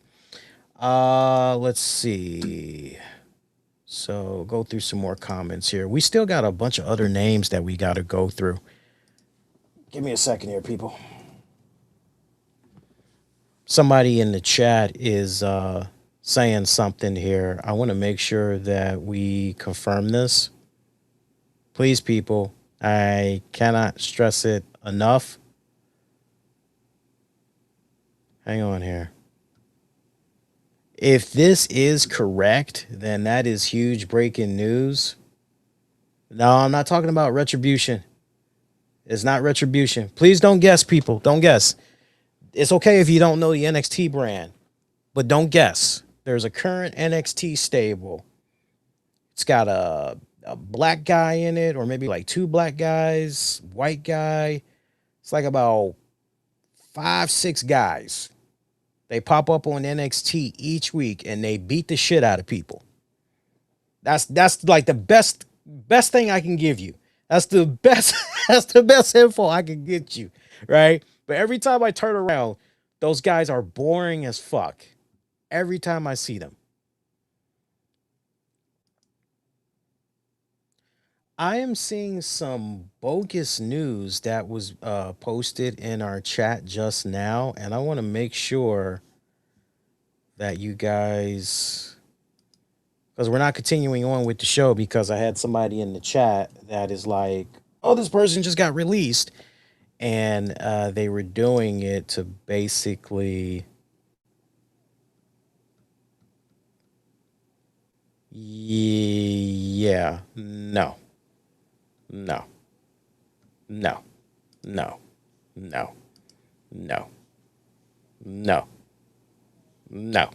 And see, that's how you unfortunately get blocked.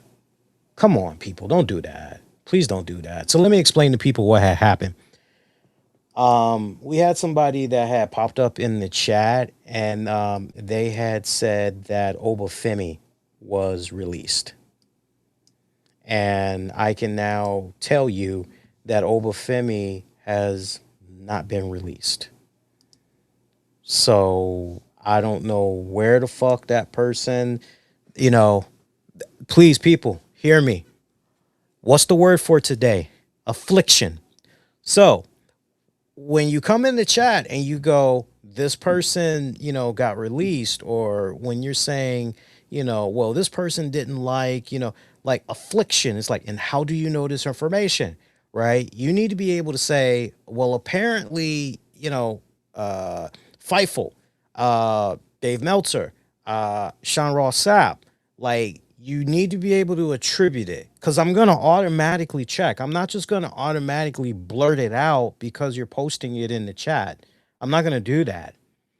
I'm just not going to do that. So you guys really need to make sure that, if you're trying to, give some actual information and you're trying to like join the conversation, like there's nothing wrong with you joining the conversation. It's just, if you're giving an opinion about something, you need to make sure you're clearly saying, hey, this is my opinion. And if you're actually reporting something, you need to make sure that you're giving credit where credit is due, so that I can give that respected credit and all that. But that's kind of fucked up to say, oh, Obafemi got released. I was like, come on, dude. Anyway, why would you wish that on somebody? Like, seriously, why would you wish that on somebody like that? That's like, I don't get that. Anyway, let's keep rocking and rolling. Y'all ready for some more? We got more names we need to go through for these releases, so let's keep rocking and rolling here.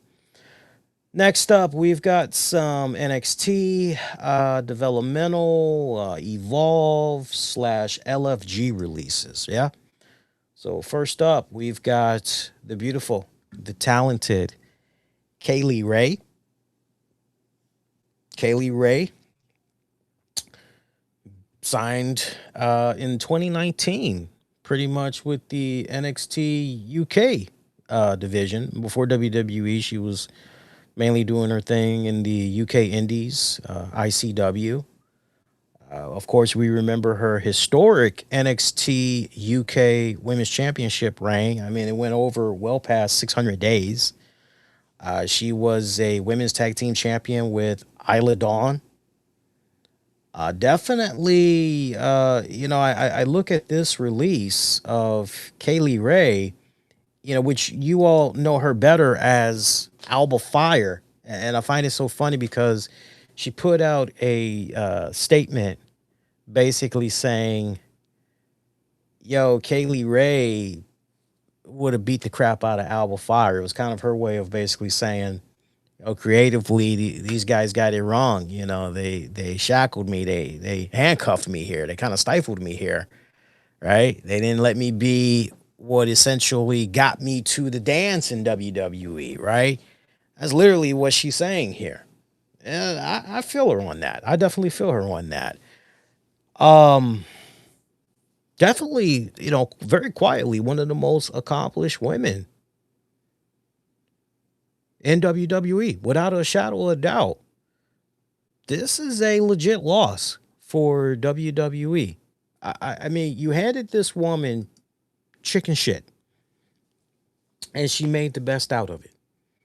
If you needed somebody to really be bumping their ass and essentially help get this, help get other women over and all that, then that's exactly what she was doing, and then some. You know, I don't like this release at all. It's really weird too because I remember when Isla Dawn got released.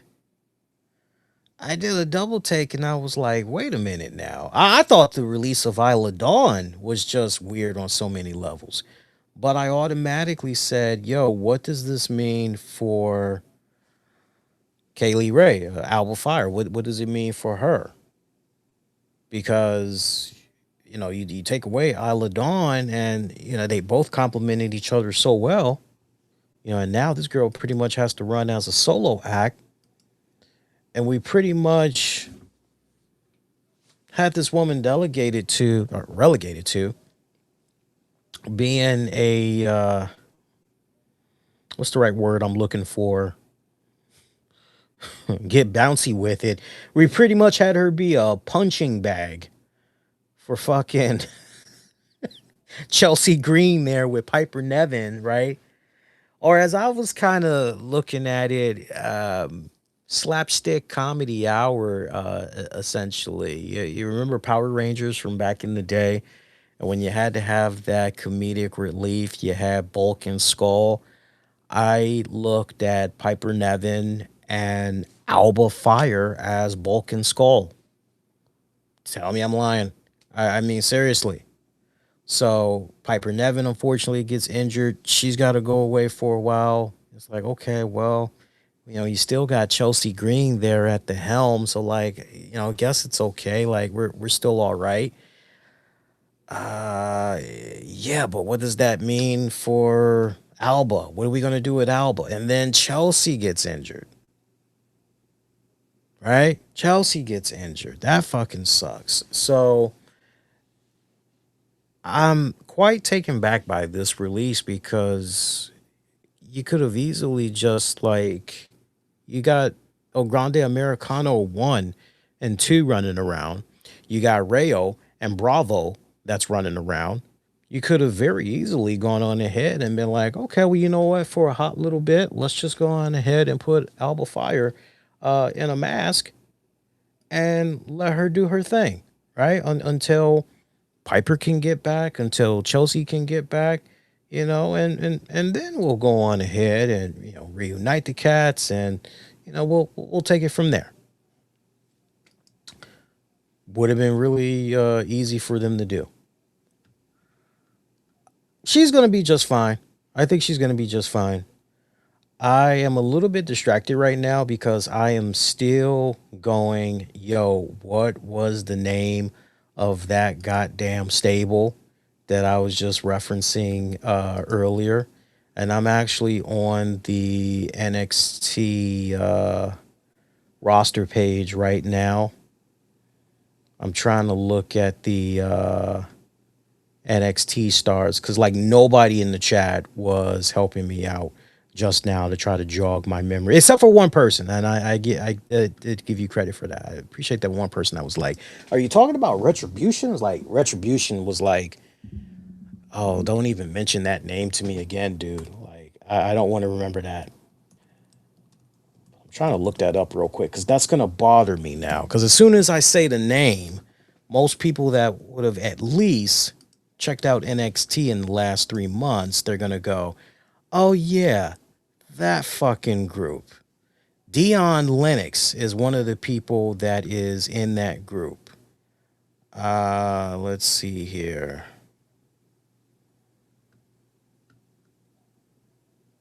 Yep. Dark State. How the fuck could I blank out on that name? Every fucking time I see Dark State, I gotta take a dark shit. Yeah, Dark State, dark shit with Shaquan Sugars, Cutler James, and Osiris Griffin, Dion Lennox. Yeah, I can't fucking stand Dark State. I hate them with a passion. They offer nothing, utterly nothing. Great look, but beyond that, there's nothing. I don't see anything in them. I just don't. I'd rather get rid of all the members of Dark State to bring some of these people back that we're talking about right now.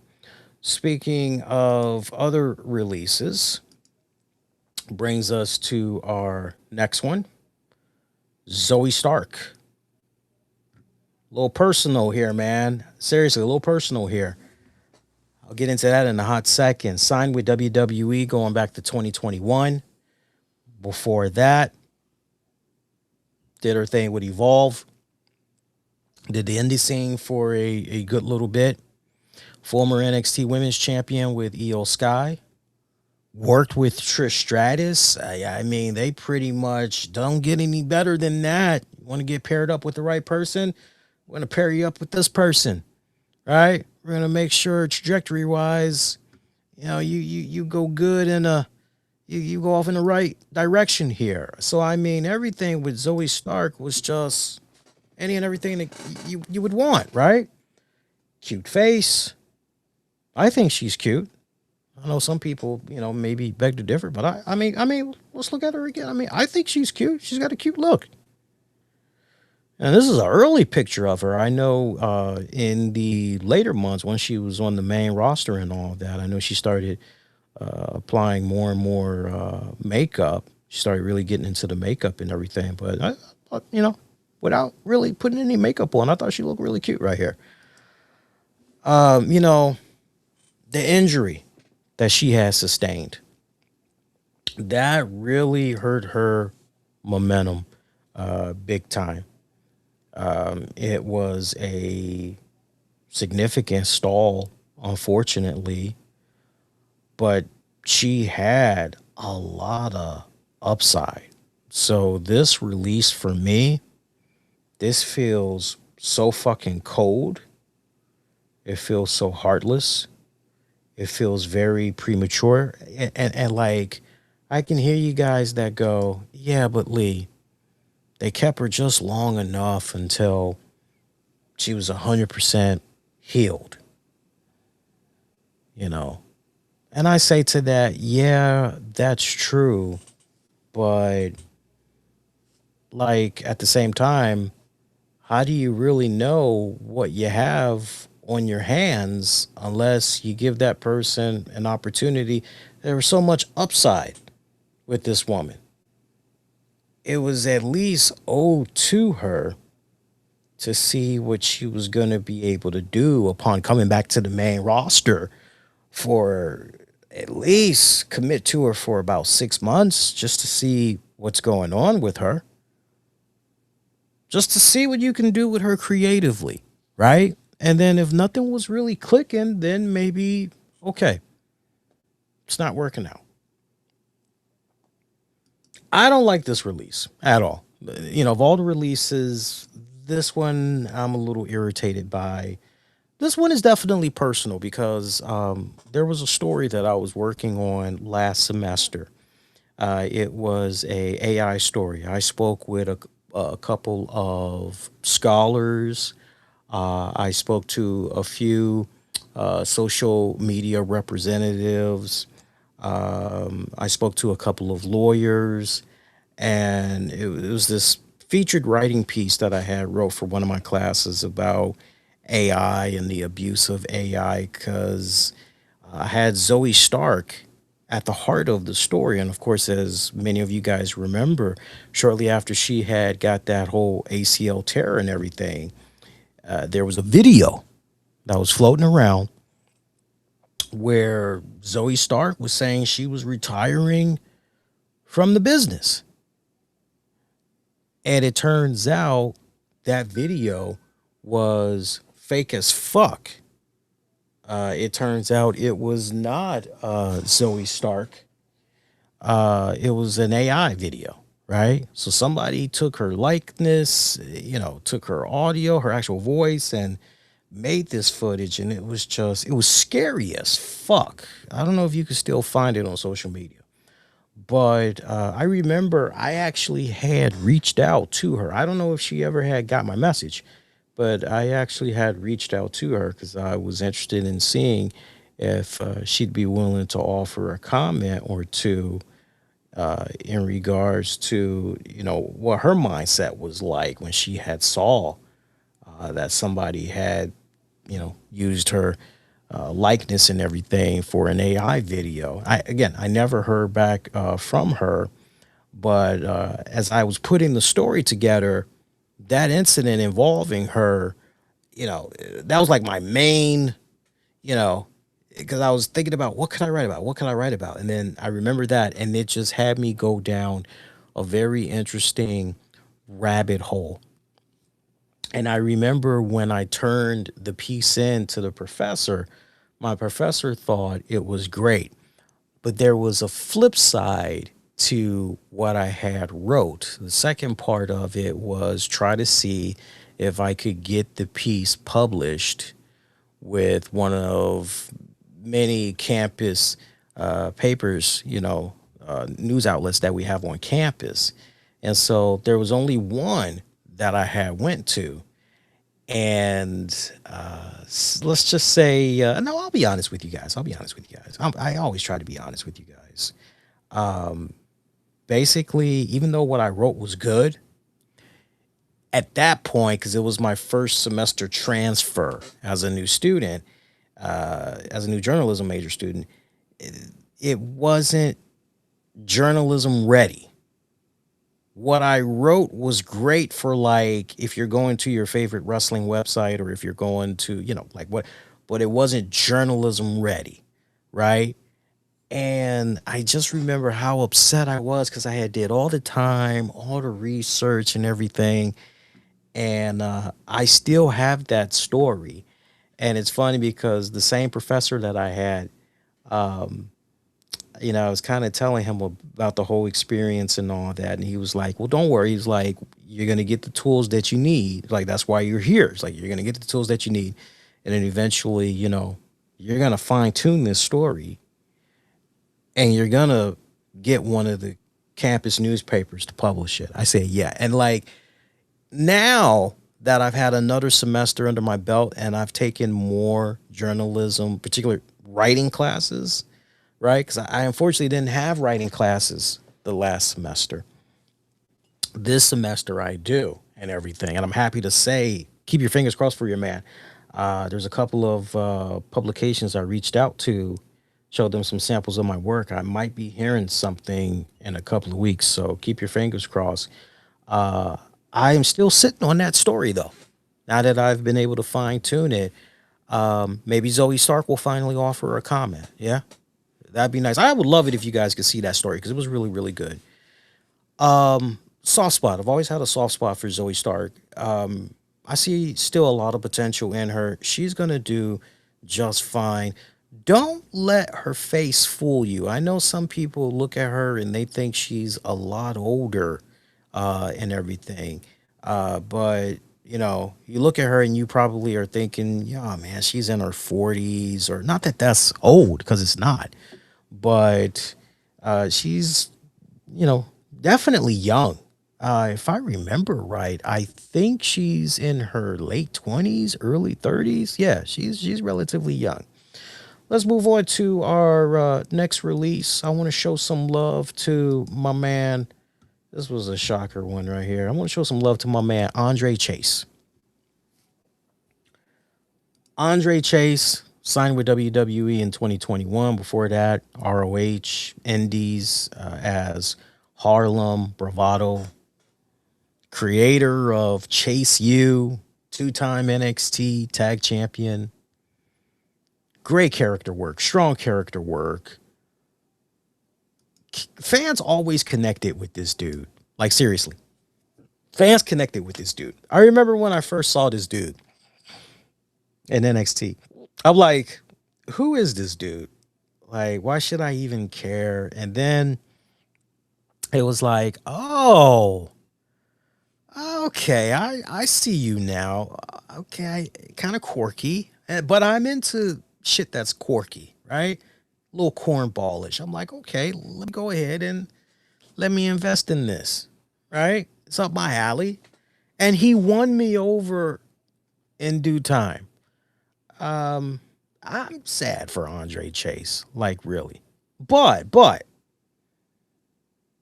of all the people that were released and just seeing some of the comments that were being put out there by some folks, I want to share with you a video that Andre Chase had shared on social media talking about his release. Let's let this play for you guys right now, and I'll talk about it on the other side.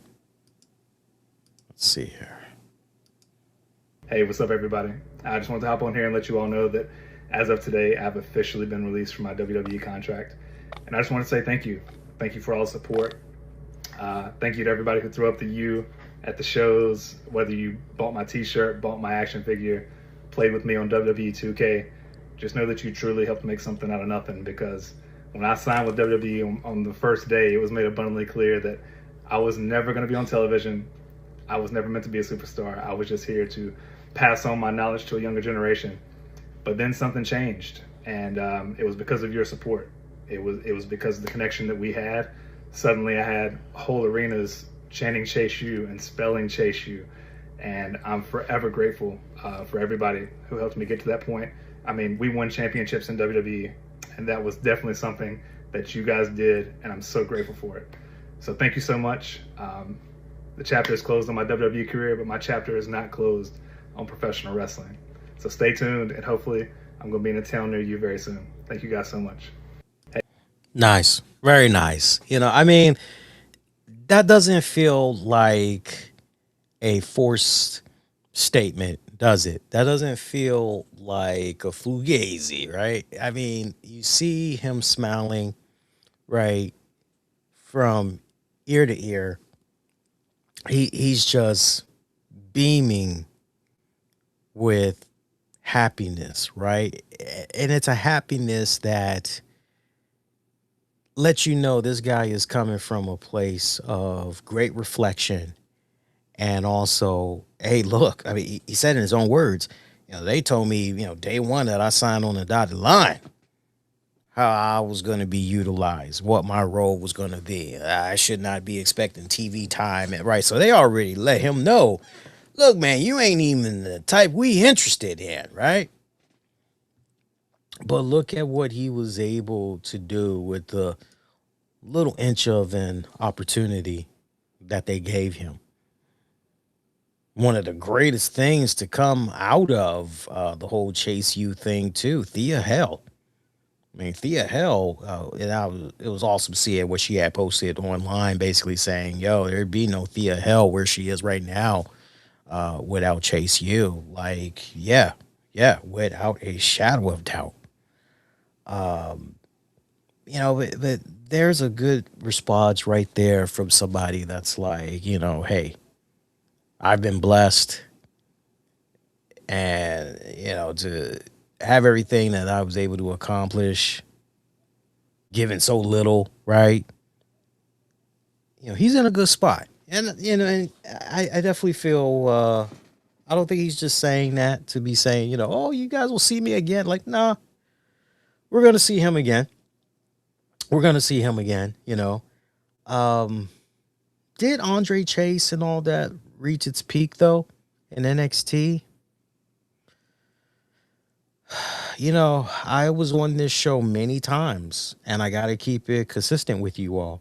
One of my main concerns with Andre Chase U, was, okay, this is great for the NXT / Evolve / LFG niche, but does it have a shelf life on the main roster? And my whole answer to that was no, sadly. Like, it would have had a chance if it would have been a case where maybe you had a Pat McAfee that was still doing his thing on commentary. Pat just has a unique way of getting certain things over with very little effort. And that just fits like a perfect glove, considering McAfee does his thing with the game day crew and all that. He's always talking college football and regular football and all that. Andre Chase U, that would have fit so perfectly. It would have been a nice little 1-2 punch right there, right? Something within that wheelhouse could have worked with Andre Chase U on the main roster and everything. But, beyond that, like Andre Chase U, it just would have continued to stay relegated to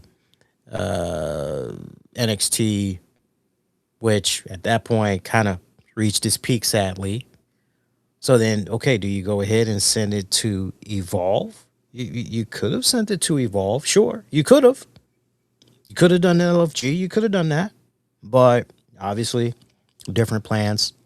But, he's going to be all right. He's going to be all right. Just fine. By the way, I saw the response that Zelina Vega had put out in regards to Sean Ross Sapp.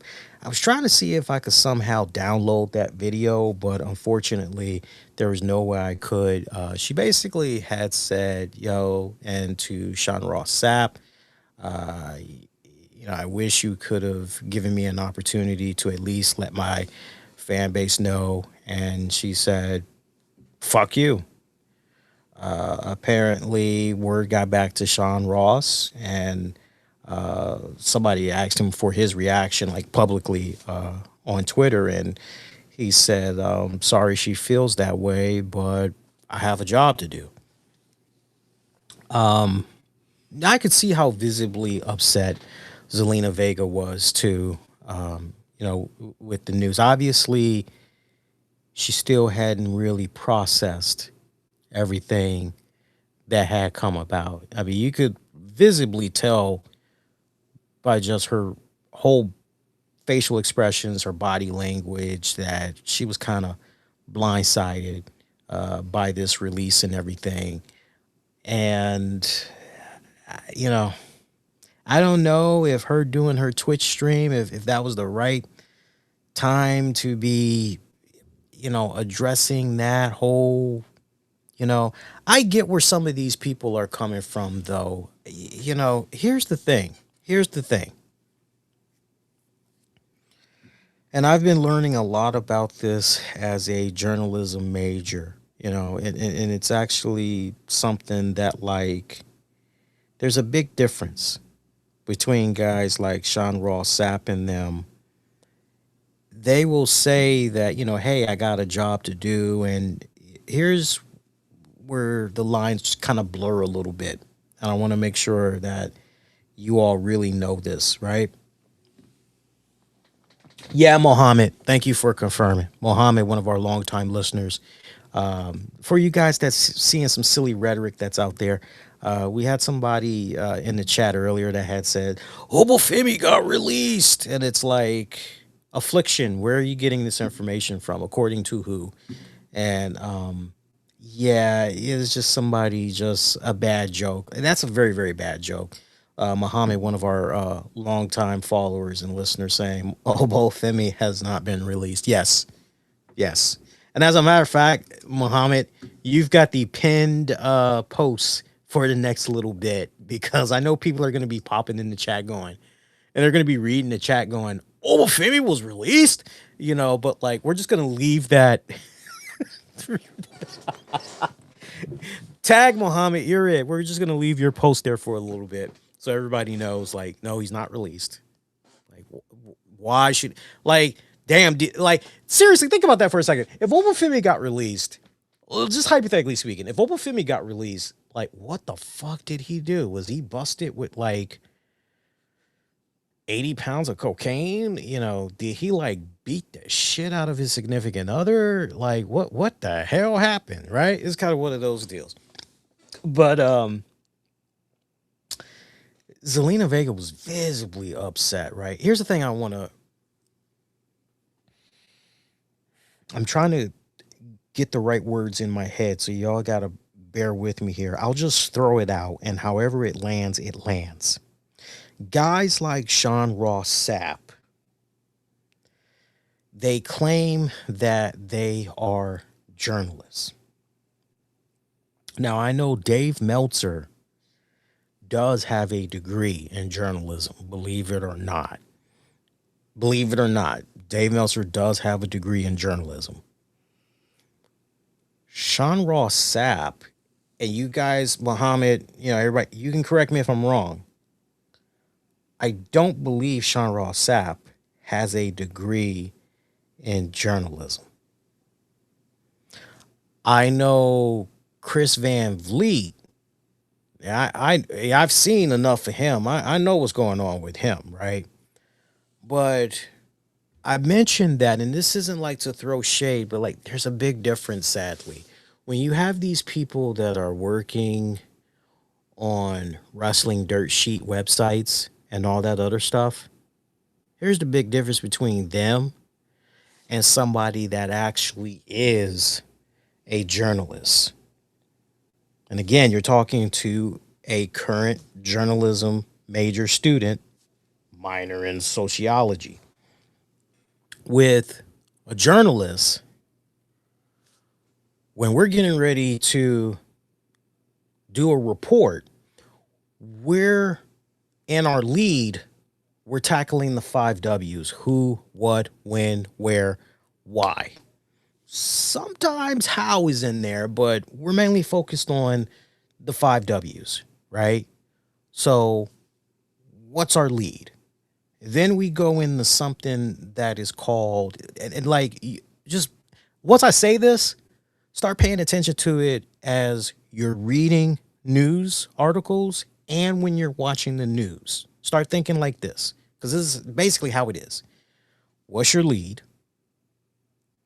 And then we do something that's called a nut graph. That's spelled Nutgraf, I believe. I always think it's PF, but I think it's GRAF. Where basically, layman's terms, we do this triangle pyramid of information, right? So if I say to you guys in the lead,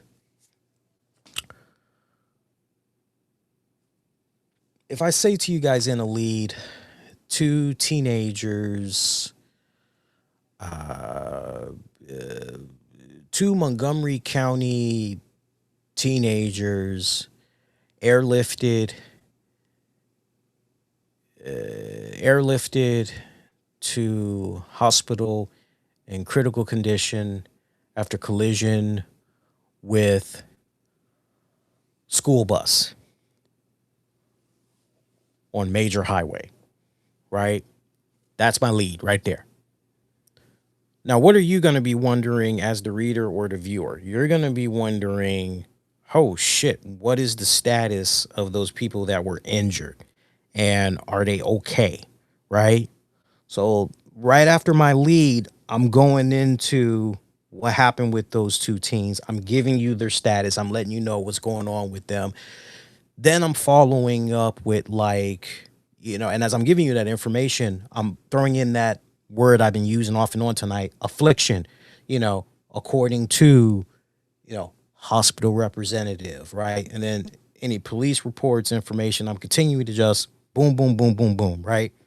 So I'm covering all my bases. I'm reaching out to sources. I'm getting all the information, because in journalism, you have to operate that way. Otherwise, you can be, found to be in a position where, okay, you said all this in your report, but you didn't go over here and talk to this person, and right, misinformation, and depending on the type of news that's being covered, this could be a potential lawsuit. You could be held liable and all that other shit, right?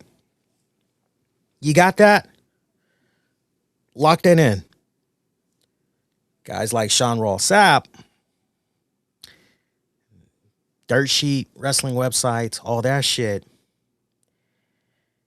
they're not going with the 5 W's. They are not going to, hey, I'm going to reach out to this person. I'm talking about most of them now. The Dave Meltzers, the Mike Johnsons, like from what I've seen, they will cross-reference. They will do their thing, right? Hey, according to the sources, they will do their thing, right? But they kind of know their lane to stay in, right? It's kind of one of those. Even if they kind of know the information, most of the time they're just kind of quietly, they're gonna let it come out and then they'll react. Typically, that's kind of usually how they'll kind of operate. But most of these dirt sheet wrestling websites, what they all care about is, ooh, I came across this information. I gotta put that shit out there because I gotta be the first.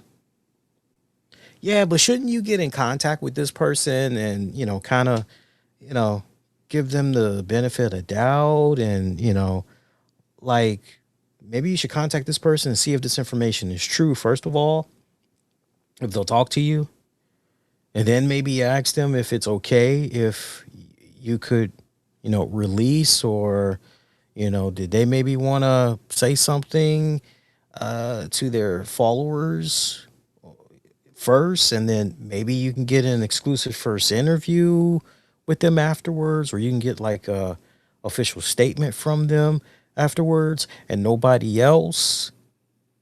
Most of these wrestling websites, it's unfortunate because the way they operate, it's just post first, fuck the fallout later. That's how they operate. So when Sean Ross Sapp says, he's got a job to do. He's hiding behind, I'm sorry she feels that way. I have a job to do. That's a cop out because what he's doing isn't real. It's not real journalism. It's just tabloid bullshit. That's basically what it is. If that makes me a bad guy for saying that, oh well, but I'm breaking it down for you guys as best as I can. There's a big difference. And I really wish that going forward, like guys like Sean Ross, I wish, it's nothing personal against him, but I wish we could just stop. Well, I'm a journalist. No, you're not. Unless you actually are like going to a special school or an institution, college or something like me and a few other people have done. No, you're not. You just happen to be a person that has been in the right place at the right time, connected to the right people for so long. If you maybe want to say you are a wrestling insider, like, okay, fine. I can definitely, I yield to that. But saying journalist, I think even you guys would admit, especially with all the crazy shit you've seen of Sap over the years, but I felt bad, for Zelina. I understood her anger and frustration and all that. I really, you got to go out of your way and look at that video. I mean, it's short and sweet, but you just couldn't help but feel really bad for her because you're like, wow, yeah, if only she could have. She's barely had 24 hours to process it, right? And here she is, still trying to make sense out of everything that's, happened and all that. But she's going to be all right. I hope you've enjoyed all this talk for what it's worth, because we about to blaze through some of the rest of these people that's been released. Only a handful of more names here. Dante Chen signed to WWE in 2021 for the WWE. He was doing his thing in the Singapore scene. Really his main highlights of fame, he was an early NXT 2.0 push before injury. And his momentum died like very quickly after that injury.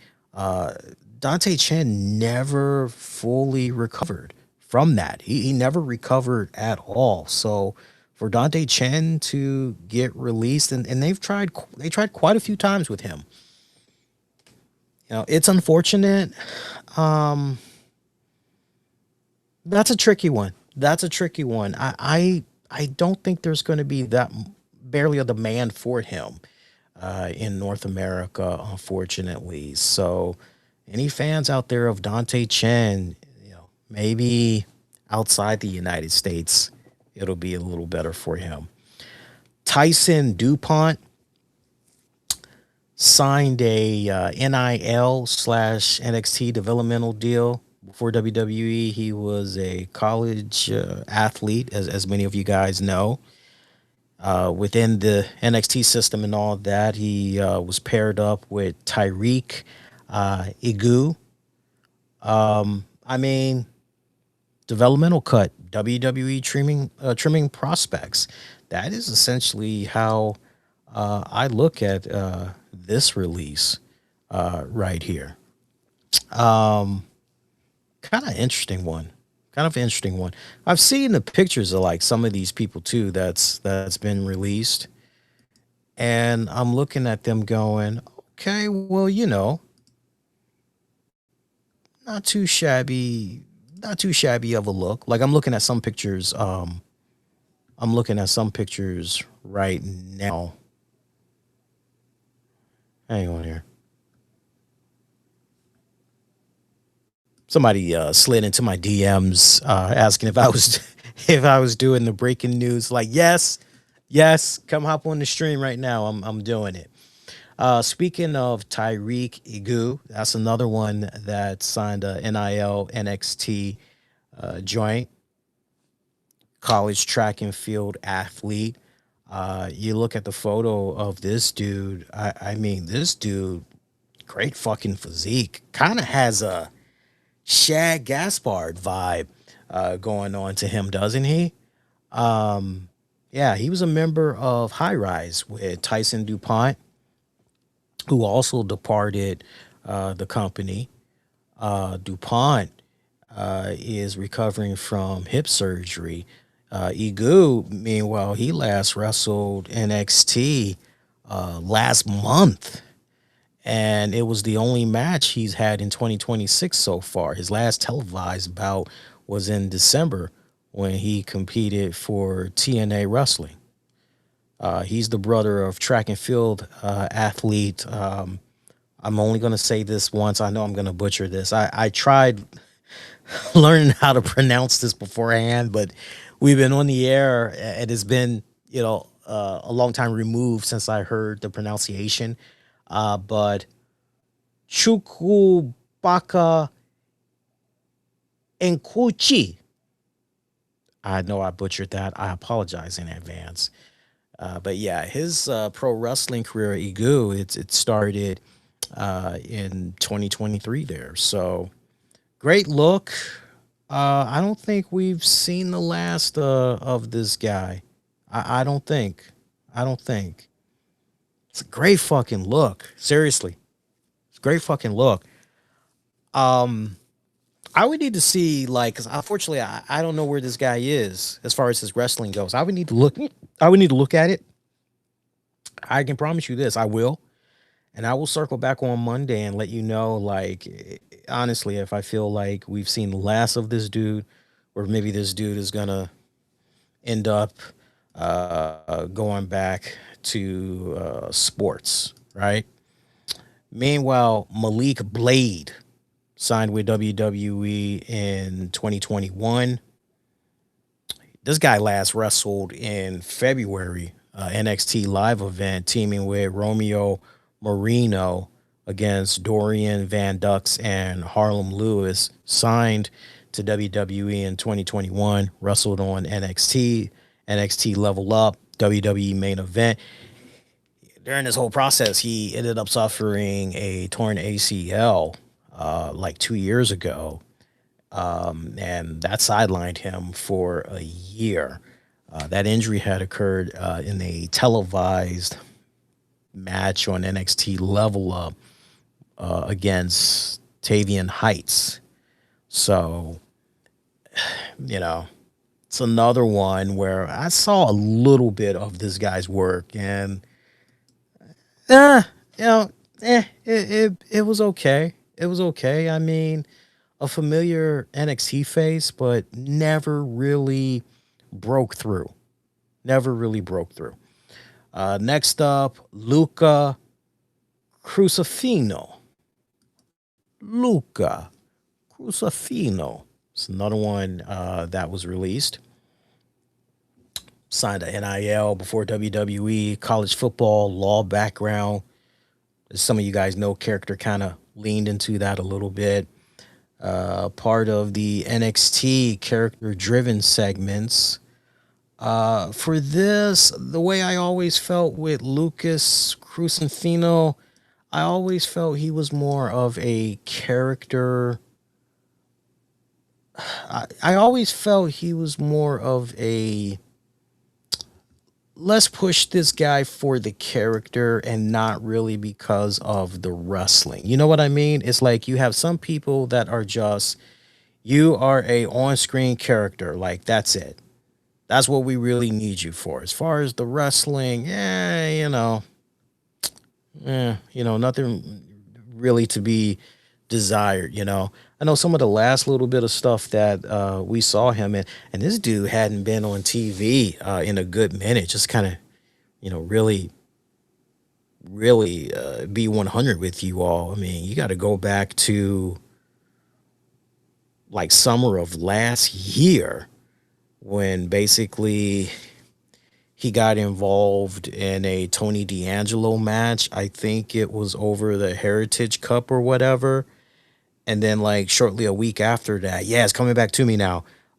Tony D and him, they were like brawling or whatever. And then like he officially left the D'Angelo family. It was when the D'Angelo family was just starting to spiral out of control and just implode from within and all that. And like, if this dude was doing anything after that, I don't know shit about it, because essentially like the last time I saw this guy on TV.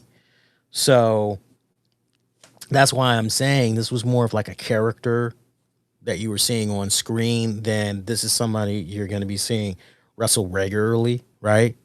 It is what it is. This one surprised me. I actually love this girl. This girl was something else. Tyra May Steele. And we know she signed with WWE through their NIL program and all that. Obviously, before WWE, Olympic wrestling background.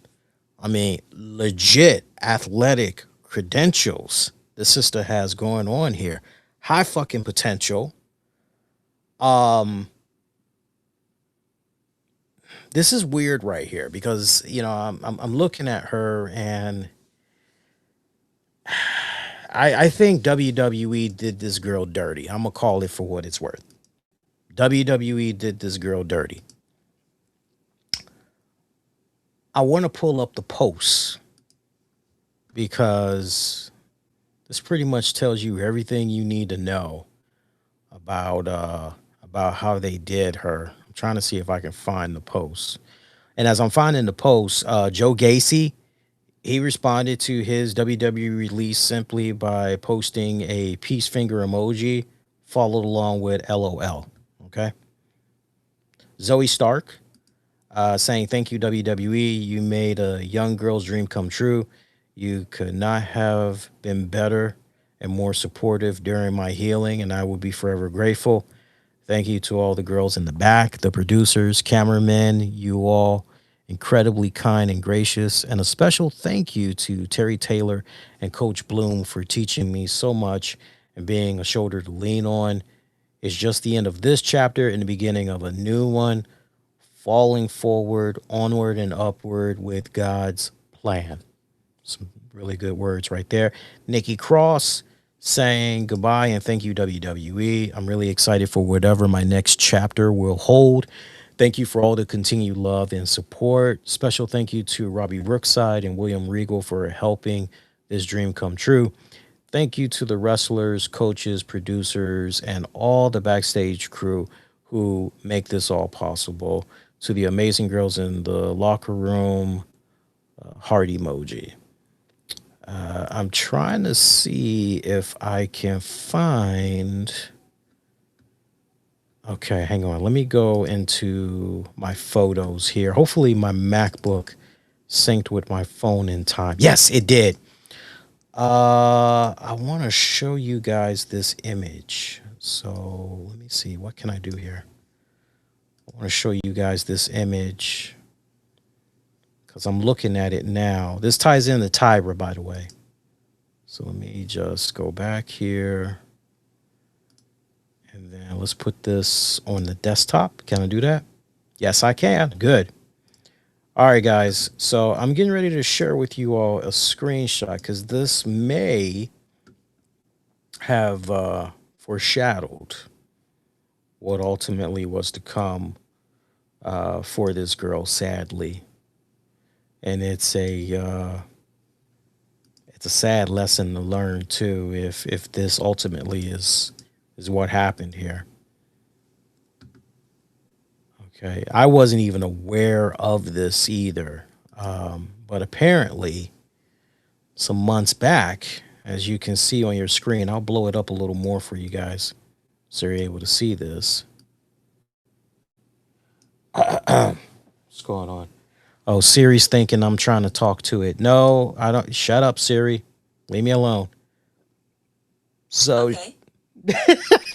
So here's what she had posted a while back. She said, on a weekend off working for WWE, I went back to Olympic wrestling, and we still got Muhammad. Hang on, Muhammad.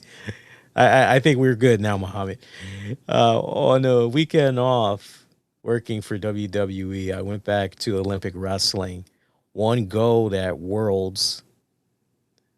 Prize purse was, what is that? 1, 2, 3, 4, 5, $350,000. You go, girl. Try to go back to WWE that Monday. They moved me up to Raw just to tell me they had to let me go because I went behind their back. So was this and she did a poll, and you see the results. She got almost 49,000 votes. Was this a nightmare or a dream? And for our audio listeners only, 57% said nightmare. 43% said it was a dream. So obviously that, that whole thing rubbed some people the wrong way, right? And I mean, very baffling, right? Because it's like, okay, you're not being utilized, but you can kind of understand where WWE is like, yeah, but you signed this contract with us, and yeah, but I'm not being used. You guys weren't doing anything with me. Like, what the hell? So that sucks. Kind of dirty how WWE had did her. Also, something else that you guys had pointed out too on social media and all that, and I just totally kept blanking on this and everything. You all were like, yo, didn't this girl win LFG? And like, if you ask her, then what the fuck does this mean for your LFG show? It means that your LFG show is a fucking joke. Therefore, why should people continue to invest in watching LFG if stupid crap like this is going to go on? And apparently you all were like, I could be wrong, but I think you guys were like, she wasn't the only LFG winner that kind of got in trouble, maybe got released or whatever. But y'all are making like very valid points. Like, I never watched LFG. Not once. So I only knew about Tyra finally. I saw her briefly on NXT, and I liked her look and all of that. I could tell she was still wet behind the ears and everything, but I was like nodding my head going, okay, I can see some potential here. Definitely very young, but okay, let's see what she can do in due time. Let her continue to bake in the WWE system and everything. But it just seemed like when she went rogue and did that thing that she did, I guess WWE just said, not worth it. It's almost like they said, hey, hope that $350,000 was worth it. I mean, it's like literally that's what they're saying. Hope it was worth it because, she's going to be all right, though. I mean, honestly, just my gut instincts and all that. I don't really see her getting back into sports entertainment wrestling. I don't really see her doing that again. That's just, I could be wrong. I could be wrong. Wouldn't be the first, wouldn't be the last. And if it turns out I'm wrong, I hope I'm wrong. But I just kind of get the impression like, nah, she's good. Like she's going to just get back into doing what she was doing before, which is the Olympic wrestling and all that, right? But that's a huge loss. Seriously, that's a huge loss right there. Serena Linton is another one. She was signed to developmental before WWE. Limited publicity, little known indie exposure, early NXT talent, pure developmental cut for all intents and purposes. Trill London is another guy that got released here. He last wrestled on Evolve last month, was part of the LFG season 2 cast. Wrestled in his first match ever on the premiere episode of Evolve going back last year. And before WWE, he played safety at the University of Syracuse. He went undrafted and ended up signing with the New Orleans Saints after playing for the Miami Dolphins. Suffered a torn ACL that same year. I think it was either 2021, 2022, leaning more towards 2022 when he was with the Dolphins and everything. And so you kind of understand the eventual transition in the wrestling and all of that other stuff. So little bit that I saw of him online, meh,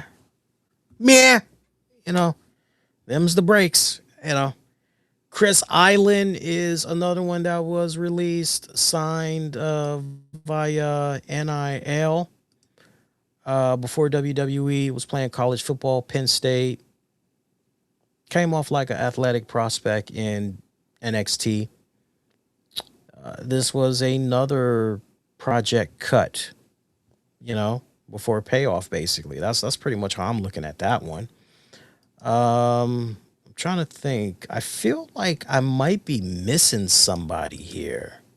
I feel like there's like maybe one other name. Let me just look at my list here.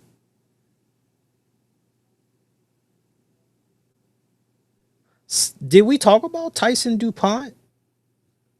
I'm just curious. I kind of feel like we didn't really talk about Tyson DuPont.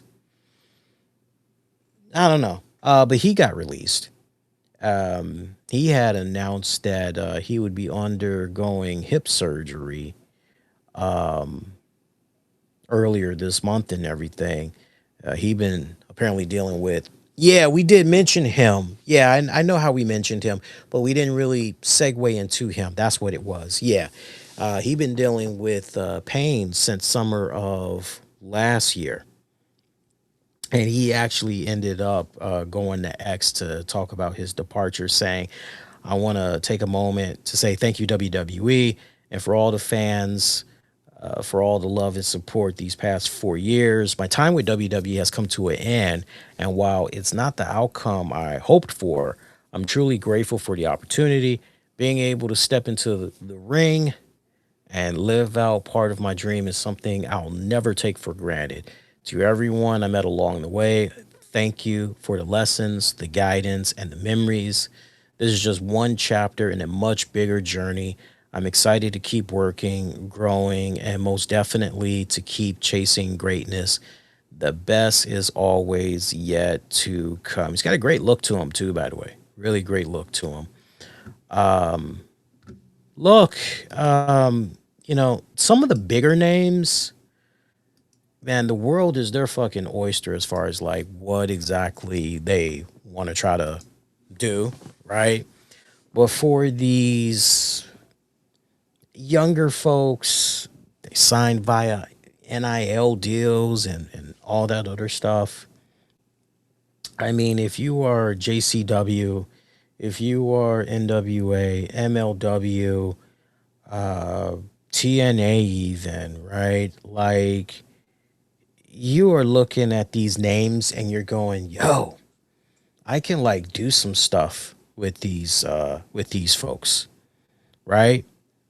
And you know, you may want to go for an Aleister Black. You may want to go for the Zelina Vega. You may want to try to go for, you know, Bo Dallas. But you could have so much more potential bigger bang for your buck if you go and start at the bottom, you know, with the other names, that the lower list names that we just went over.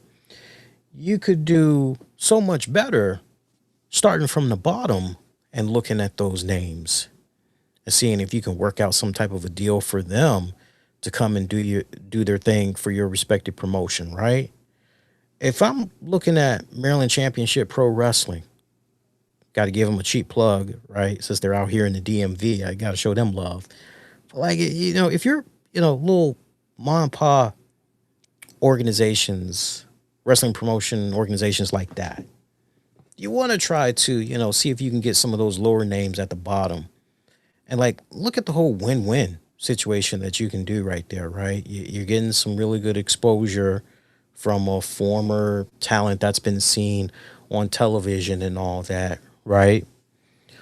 And they're helping now, in part, your bottom dollar, but they're also helping you out by getting you just a tiny little bit more exposure. Definitely getting a little bit of a rollback from that respected talent's fan base, right? Because a lot of these folks do have pretty good social media engagements, followers, all that other stuff, right? Right? So you look at that whole combination. And for these younger talents, newer talents, they're getting an opportunity to continue to hone their craft. Like if they're really serious and they want to stay in this, they can easily continue to stay in this, right? The real question is, are they willing to take a little bit of a pay cut than what they were currently getting, right? How bad do they want this? Are they willing to, hey, no matter what, you know, if I got to start from the bottom up, you know, I want to prove to myself, not to this company over here, but I want to prove to myself I have what it takes to succeed in this industry, right?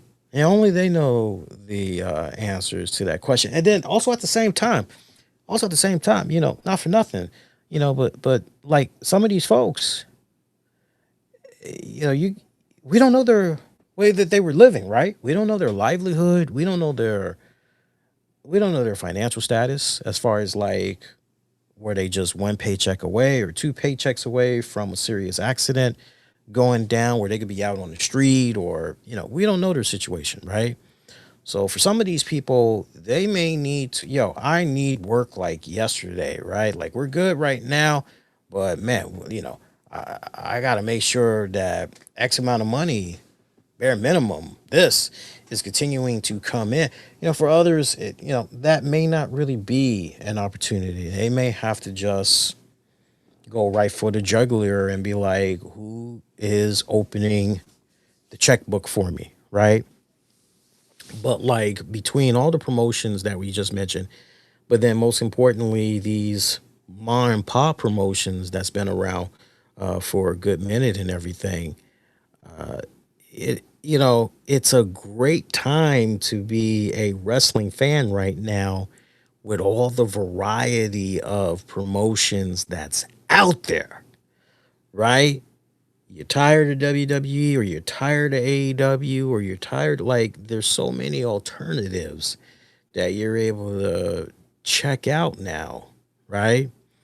That all these releases, look, there's only but so much talent you're going to be able to hold on to. Anybody that knows a thing or two about, you know, running a business in some form, right?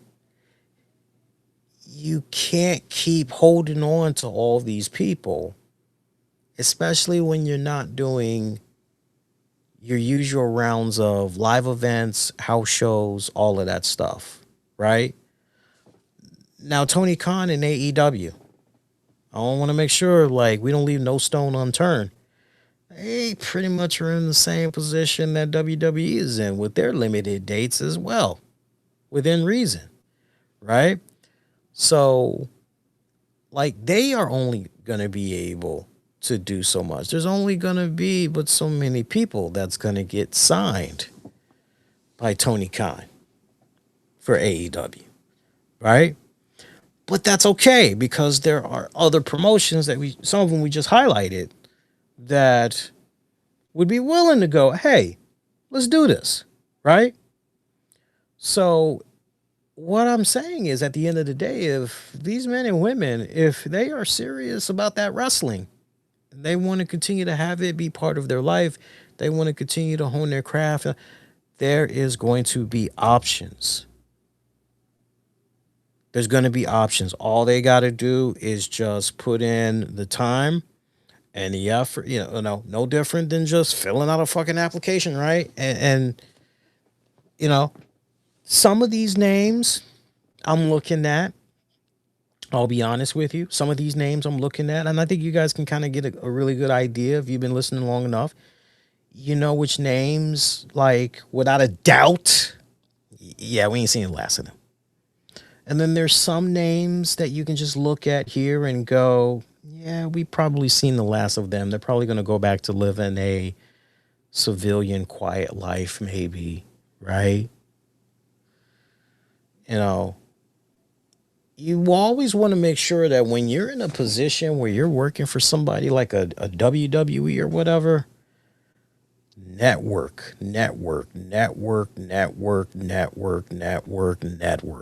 Like, seriously, I don't mean to say that, but like, I'm finding it to be, as I get older, I'm finding shit like networking, like, of all things, I'm finding networking to be so critical. Because for wherever you're trying to be in your life and in your respective career, networking, I feel, is so goddamn important. Like, if there was one big piece of advice that I could give 20-year-old version of myself. Now that I'm old man Lee. No, I'm still young, but I sometimes look, it's the gray that's really, the gray, and I'm not dying my shit. It's just you guys can't see because, I'm not all up in the camera, but I got a lot more gray coming in. If I could talk to a 20-year-old version of Lee, I would say, I know you kind of like to just do your own thing, which is cool. Right? You like being that renegade, but network. Get friendly with the right people, right? Find somebody cool that you like. Hang out with them. Try to be part of their inner circle. Try to have them be part of your inner circle. Network. Because you just never know. They could open up a door that, like, I'll give you a perfect example, and this isn't long-winded. I remember last semester, there was a really cool professor that I had taken his history class. Nasty, I did not watch SmackDown like that. And I look, you want SmackDown talk? Jason Solomon, I that's my boy. That's my colleague. That's been my amigo for many years. I know he does the SmackDown recaps and all that. I'm sure he's talking about the WWE releases too, but God bless Jason and everybody that does SmackDown post shows. Cause like I Jesus Christ, they made good steps in what they're doing tonight, but that's not enough for me to be like, wow, like, everybody knows by now, if I do talk SmackDown, I go over key little things on the Monday show that we do after Raw on Netflix goes off the air. That's our regular day and time, Monday nights after Raw's off the air on the East Coast. But, like, I remember, getting back on topic, I remember last semester there was a professor that I had for my history class. I love this professor. Like, his lectures, shit just, it stayed in my head. And the way he taught, it was just, if I were to describe it to you, it wasn't like he was coming in there teaching with swag or anything like that, but like the guy knew his shit, and his lectures were never boring. And I would just be on my damn tablet, jotting down notes after notes after notes. And to let you know how well I was able to absorb this shit, the 2 exams that I took, I aced them. I ended up with, I think, A- for his class, if I'm not mistaken. So that lets you know how well I did in his class. Fast forward. This ties in into the whole networking and all that. I know this respected professor had saw some of my stuff, like from my exams and like some of my papers that were some of my essays that I was doing and all that. I reached out to this same professor recently, right? And I said, hey, I'm working on this story. Da, da, da, da, da, da. And I say, hey, I hope you've been well. Da, da, da, da, da, da. And I wasn't expecting this dude to remember me for shit, right? Little did I know. I get an email reply back, and the professor was like, hey, it is so nice to hear from you. And he was like, what you're trying to write, that's really, really good. I just so happen to be getting ready to do a panel on that very same topic. Do you think maybe you could come to that event that I'll be at? Check out the panel, and maybe that's your story. If not, I'm available to do a one-on-one interview. And I said, bet. Okay, let me go to this panel. And then after I went to the panel, I messaged him immediately. This was really cool, though. Actually, before I tell you that part, I get there to the event like 30 minutes before it starts. I sit down. And then like about 10 minutes later, he walks in. I just happened to look in his direction, and like he waved to me first. And I just waved. This is an automatic. I just waved. After the panel was over, I emailed him and I said, hey, I went to the panel. Really good stuff. I got what I need for my story. I'm going to go ahead and write it up. I just want to say thank you so much. And then he gave me the kindest message, which was, hey, it was nice seeing you at the, and I'm like, holy shit, he knew who I was. And I told Tams about it, the wife, and she was like, you made an impression on him. Like, really? She's like, yeah. It's like, even though he probably has like, hundreds and hundreds of, like, no, you made an impression on him. I'm like, oh, okay. And she was like, and what did we learn? I go, I don't know. She's like, the fact that he helped you, like, that's somebody that you want to continue to having your inner circle. That's somebody that you want to continue to make sure as far as networking goes, because look at what he was able to do for you. He's like, now you've got your story that you can write up. I said, yeah. That's a good point. Right. So I just thought I would share that with you because, like, all the past 2 weeks, I've been hit with these little things where, like, when I get out of my comfort zone of just me in my own little circle, I get outside of that zone and I start talking, I start mingling with other people. I start networking. And it's like, well, this person knows this person that's connected to this. That's like the one biggest piece of advice that I would just like, if I can give to any wrestler. I know wrestlers make their rounds checking out what different podcasters have to say and all that about their work, their company that they work for and all that. You younger wrestlers that's out there, hip yourself when you get into a promotion such as a AEW or a WWE, or you're, working with a mom and pop promotion, or maybe you're doing some stuff, at a, respected training joint like, Maryland Championship Pro Wrestling or whatever, like, do your due diligence to make it be your business to network, know the right people, because you never know what type of doors may open as a result of you getting outside of that comfort zone.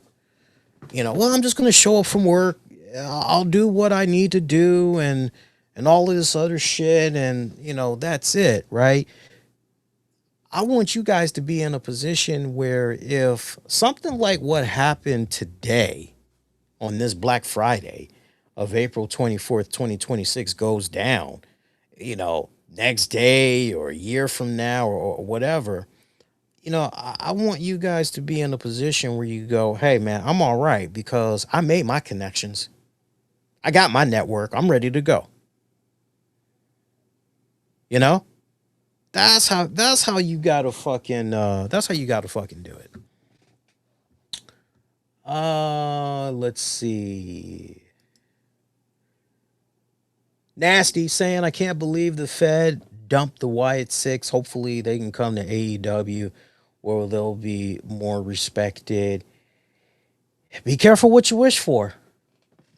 Be careful what you wish for, because I mean, look, I'll give AEW credit. Last couple of times I've been poking my head in, they've been doing some things right. That's been having me kind of nod my head. And then there's other things that I clutch my fists and I just go, for instance, Darby Allin winning the world championship on fucking TBS. We couldn't fucking push that to a goddamn pay-per-view. We had to fucking pull the trigger on fucking regular weekly TV. What the fuck? Like, seriously, what the fuck?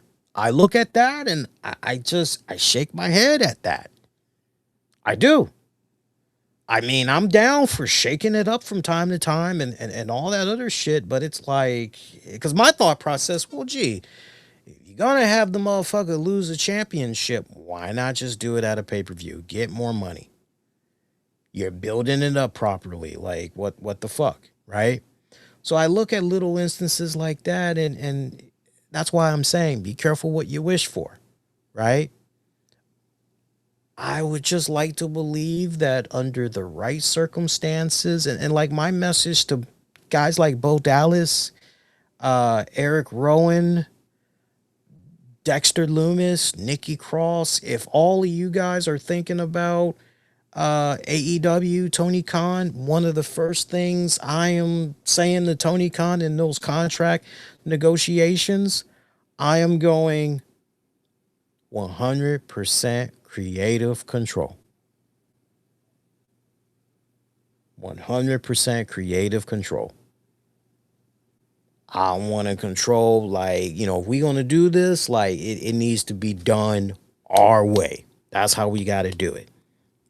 If we need to be losing to motherfuckers, it's got to make sense. It's got to be at the right place. It's got to be at the right time. We down with paying it forward, making somebody look good, but we got to make sure our shit is on point as well. That don't mean you're being difficult. That don't mean you're being a dick, right? That's how I'm fucking going into the negotiations with Tony Khan and crew. If we're gonna even entertain seeing these guys do their thing in AEW. You feel me? Because you don't need another Groundhog Day. You don't need another Groundhog Day. Let's see what else we got here. Shout out to Daddy D. When is Triple H getting laid off?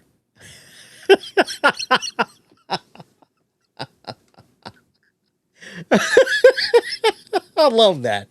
Oh, God, I fucking love that.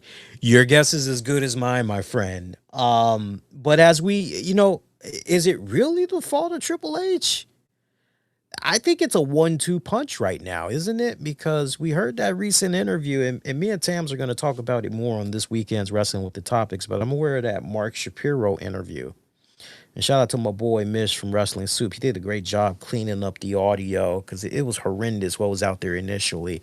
Go to the Soup's channel to check it out. But there's the Mark Shapiro interview that he did where basically he talks about, how TKO, they're the be all end all. They got final say on everything. And you're like, oh, okay. And now we're seeing all these reports that's coming out where apparently TKO, they normally are just chilling and everything creative wise. It's all on WWE. But with WrestleMania, they were the ones that basically stepped in on this one. They normally they're silent. They're just chilling. But on this one, yeah, we got a little something to say about this year's WrestleMania, right? I'm not just looking at Triple H though. Like, I'm looking at all those damn writers that they showed from WWE Unreal. Can we, like, collectively as a wrestling community, can we apologize officially to Road Dogg? I mean, I never threw Road Dogg under the bus, but I know other people were just like, anytime I had a problem with creative, I would just say creative, or I'd say the writers, right? I would never single out anybody particularly, right? But like for some weird reason, Road Dogg was like, for most people, the person to beat up, and now it's like, well, okay, Road Dogg's been gone for a little while now, and now we see what all's going on. I don't know. I don't know. Daddy D, I don't know. As far as Triple H, when is he getting laid off? I don't know. But I tell you what, I didn't talk about it on the Monday show. I'm going to talk about it more on this weekend's Wrestling with the Topics. But I feel like with Stephanie McMahon being inducted into the WWE Hall of Fame and everything, I kind of feel like we're watching a Titanic that's getting ready to sink. Right? I feel like, well, we better do this now before. I just feel like something's brewing. I can't quite put my finger on it, but my spidey sense is tingling. I don't know if it's tingling from the standpoint of WWE is about to be bought again, and like Triple H and Steph about to bounce, but like, I don't know, man. I just got this weird feeling. I'll talk more about it over the weekend, but I got a weird feeling here. And for the last time, Muhammad, appreciate you, man. For the last time, folks, Obafemi is not released. Obafemi is not released. He is not released. We just got to end it on that note. Hey, before we get ready to dip on up out of here, I want to take this time out. I want to recognize our sponsors, because without them, well, you're checking out right now would not be made possible. Shout out to my good friends over at Q4CD.com. If you or someone you know has been recently diagnosed with prostate cancer, hey, before making treatment decisions, get clarity from someone who's been there. Questions for cancer doctors, Q4CD.com. You can speak to Dr. Williams, who's a retired lieutenant colonel and radiation oncologist who helps men and veterans understand their options and ask the right questions before moving forward. Also on that site, you can download a PDF book useful of great information that ultimately will set you up to want to schedule a private one-on-one consultation. So hopefully you'll do that, because at Q4CD.com, the right questions lead to the right decisions. Shout out to our friends at Q4CD.com. The RCWR show with Lee Sanders is also brought to you in part by my friends over at Whisper UTC. Learn more by visiting drivethrurpg.com. They got a big spring sale right now, 75% off now through May 5th. Celebrate this spring with friends. Jump into Whisper UTC. If you're a fan of tabletop combat role-playing games, this lightweight system delivers fast-paced, stylish, urban tactical combat that hits hard. Whisper UTC gives you freedom to shape your playstyle and deep customization options. Build your crew, dive in, grab your copy right now. Check out that link and start paving your own story. Awesome. Love those sponsors. Okay, so this weekend, I think mainly Sunday. It's not going to be Saturday. It's going to be Sunday for sure. Sunday, late morning, afternoon. Me and Tams are going to fire it up, get ready for a new edition of Wrestling with the Topics. Join us for that. We are definitely going to talk more about the Mark Shapiro audio interview that had went down earlier in the week. Tams, we'll get some of her reactions. It's not going to be long-winded like this, but just, we'll have her take about 5 minutes, maybe 10, and be like, talk about some of these names that stand out to you that you're a little, so we'll get her take on some of the releases. I'm sure she's got a word or two to say. Let's see. We will also dive into, there was something else that we're supposed to dive into on the show. I can't quite remember what it is. It'll come to me, but we're going to have a fun show. So make sure you tune in for that one. And don't forget, we had a great WrestleMania weekend. We had the WWE Hall of Fame ceremony. We also had the WrestleMania Night 1 and 2 coverage. We did the Raw after WrestleMania. And hey, Nasty Ash in the chat. What's with all the posts? See, here's the thing. With the RCWR show with Lee Sanders, and we've been doing this since 2011. Here's the thing. Let me just say this before we get ready to dip out, because I'm seeing a series of comments from Nasty Ash. Know something about this channel, this show, in which the chat room that you're interacting in right now. I don't care if you're an AEW fan. I don't care if you're a WWE fan. I don't care if you're a TNA fan. I don't care if you're a GCW fan. I don't care if you're a Wild Women of Wrestling fan. I don't care if you're an NWA fan. I don't care if you are a JCW fan. You see the logo text at the top? It says entertaining you since 2011. And now at the bottom it says honest, insightful, interactive. Here on this show, I'm proud to say this. Since 2011, I bust my ass and I check out wrestling from multiple promotions. Not just WWE, not just AEW. So if it's got folks talking about it, we're definitely going to be talking about it here on the show. We don't do that whole East Coast, West Coast, AEW versus WWE bullshit here. If you just are a wrestling fan and you like wrestling from all promotions, then you're welcome here. Every promotion, I need people to understand this before we dip. Every promotion has its problems. Not just WWE, not just AEW, not just TNA. For God's sake, we were here when TNA did their AMC premiere. I talked about what worked and what didn't work. And I didn't just talk about, here's what worked with this match. Here's what didn't work right with this match. I didn't just operate like that. I also looked at it from the standpoint of a media production, because I have an associates in media production. I also talked about what happened with that.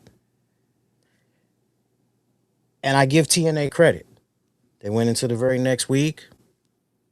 Some of the shit that was going on from a production standpoint, they corrected it, right?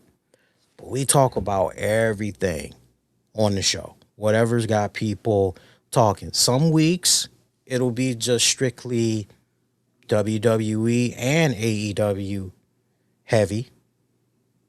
Some weeks, it's like, oh, these guys did a pay-per-view. Let's talk about the quick results. Hey, something happened over here with a little incident or some crazy shit. We'll talk about that. I remember when Vince Russo had joined JCW. We showed JCW love, talked about them. I showed JCW, I showed them a lot of love. I love fucking JCW, right down to the point. I actually would not mind trying to see if I could interview some of the talents, and maybe I will. I haven't been wanting to do interviews with folks in quite a long time, but maybe, just maybe, I might, some people on that JCW roster, I'm like, that'd be a fun little conversation. Yeah, right?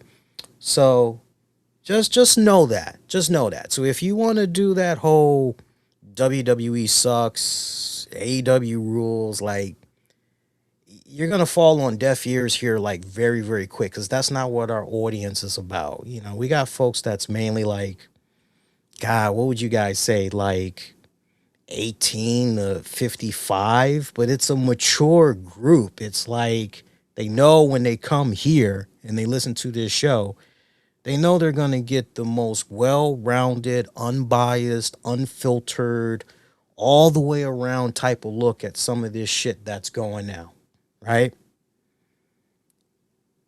I don't like the fact that a lot of these people got released, but at the same time, there's plenty of opportunities for them with more than just one other promotion. There are opportunities for these men and women, if they want to seize these opportunities. There's plenty of options. It's just a matter of how bad do they want it, right? So, yeah, I wish in 2026 and beyond, I wish we as a wrestling community, I wish we could just come together more and just be like, you like wrestling, I like wrestling, we like all forms of wrestling. That's what matters most. And hey, when somebody's doing it right, we give them their flowers. When they're doing it wrong, we're not just bitching, but we're offering ways of improvement. I wish we could be more like that. I really, really do. I didn't mean to go off on a little rant there, but I was just seeing, stuff like this and from Nasty and like other stuff that was just boom, boom, boom, boom, boom, boom. And it's like, guys, pause. Can we just, like, as fans that have watched like a lot of promotions over the years from different, a lot of wrestling presentations from like various wrestling organizations, can we all just agree? Because if we can just agree on one thing, then we can have a conversation. Can we just agree that, like, all these wrestling promotions that we're seeing, it's got its pros and cons? Can we first admit that? Rather than be like, well, this is a piece of shit. And then the other person is like, well, this is a piece of shit. It's, our country is so goddamn decisive right now, right? Oh my God. Don't even get me started on that, because then you're going to have me go down the political spectrum and, oh God, it's like almost 2:30 in the morning and we don't give you guys an over 3-hour fucking show. I ain't touching that. I ain't touching politics. I ain't touching politics. Be kind, rewind. Check out previous episodes you might have missed on demand and on the downloads wherever you get your podcasts. Just search the RCWR show. If you guys truly enjoyed this, and I know you did, do me a huge favor. Hit the fucking like, retweet, all that. If you haven't subscribed to the channel, do subscribe to the channel, right? Show love to that YouTube channel. Seriously. Posting a lot of good stuff on there, right? Trying to build it up. But when you like the content, especially you hit the like on YouTube, you help put more eyeballs on the product and everything. All right. Thank you, Nasty. I appreciate that. Yeah. I'm so wired now, man. Not because of you, Nasty. I'm wired because, like, I've been drinking a little bit of caffeine. Now I got to try to, like, unwind. I'm going to take some fucking melatonin. I appreciate y'all checking out this WWE release thing. And I pray to God, and can we all just say a prayer, no matter where we are right now, no matter what time it is, can we just say a prayer for, like, because, like, we all got our own problems. I want to leave you guys on this note. I want to leave you guys on this note. We got our own problems. But let's just quietly say a prayer for all of these men and women that got released and other names that may be released in the coming days, that for not just for their sake, but for their family's sake. Because a lot of these people are in a position where they are the breadwinner for their entire family, right? Just say a little prayer, that like, hey, hope they can get back on the rebound with the quickness, right? I think that goes a long way. And if you haven't, definitely send these people that you like some love on social media. I'm sure they'll definitely appreciate it. Till next go round, wishing all y'all to be safe. Most importantly, be kind to one another. I'll see you guys Sunday for Wrestling with the Topics. Take care.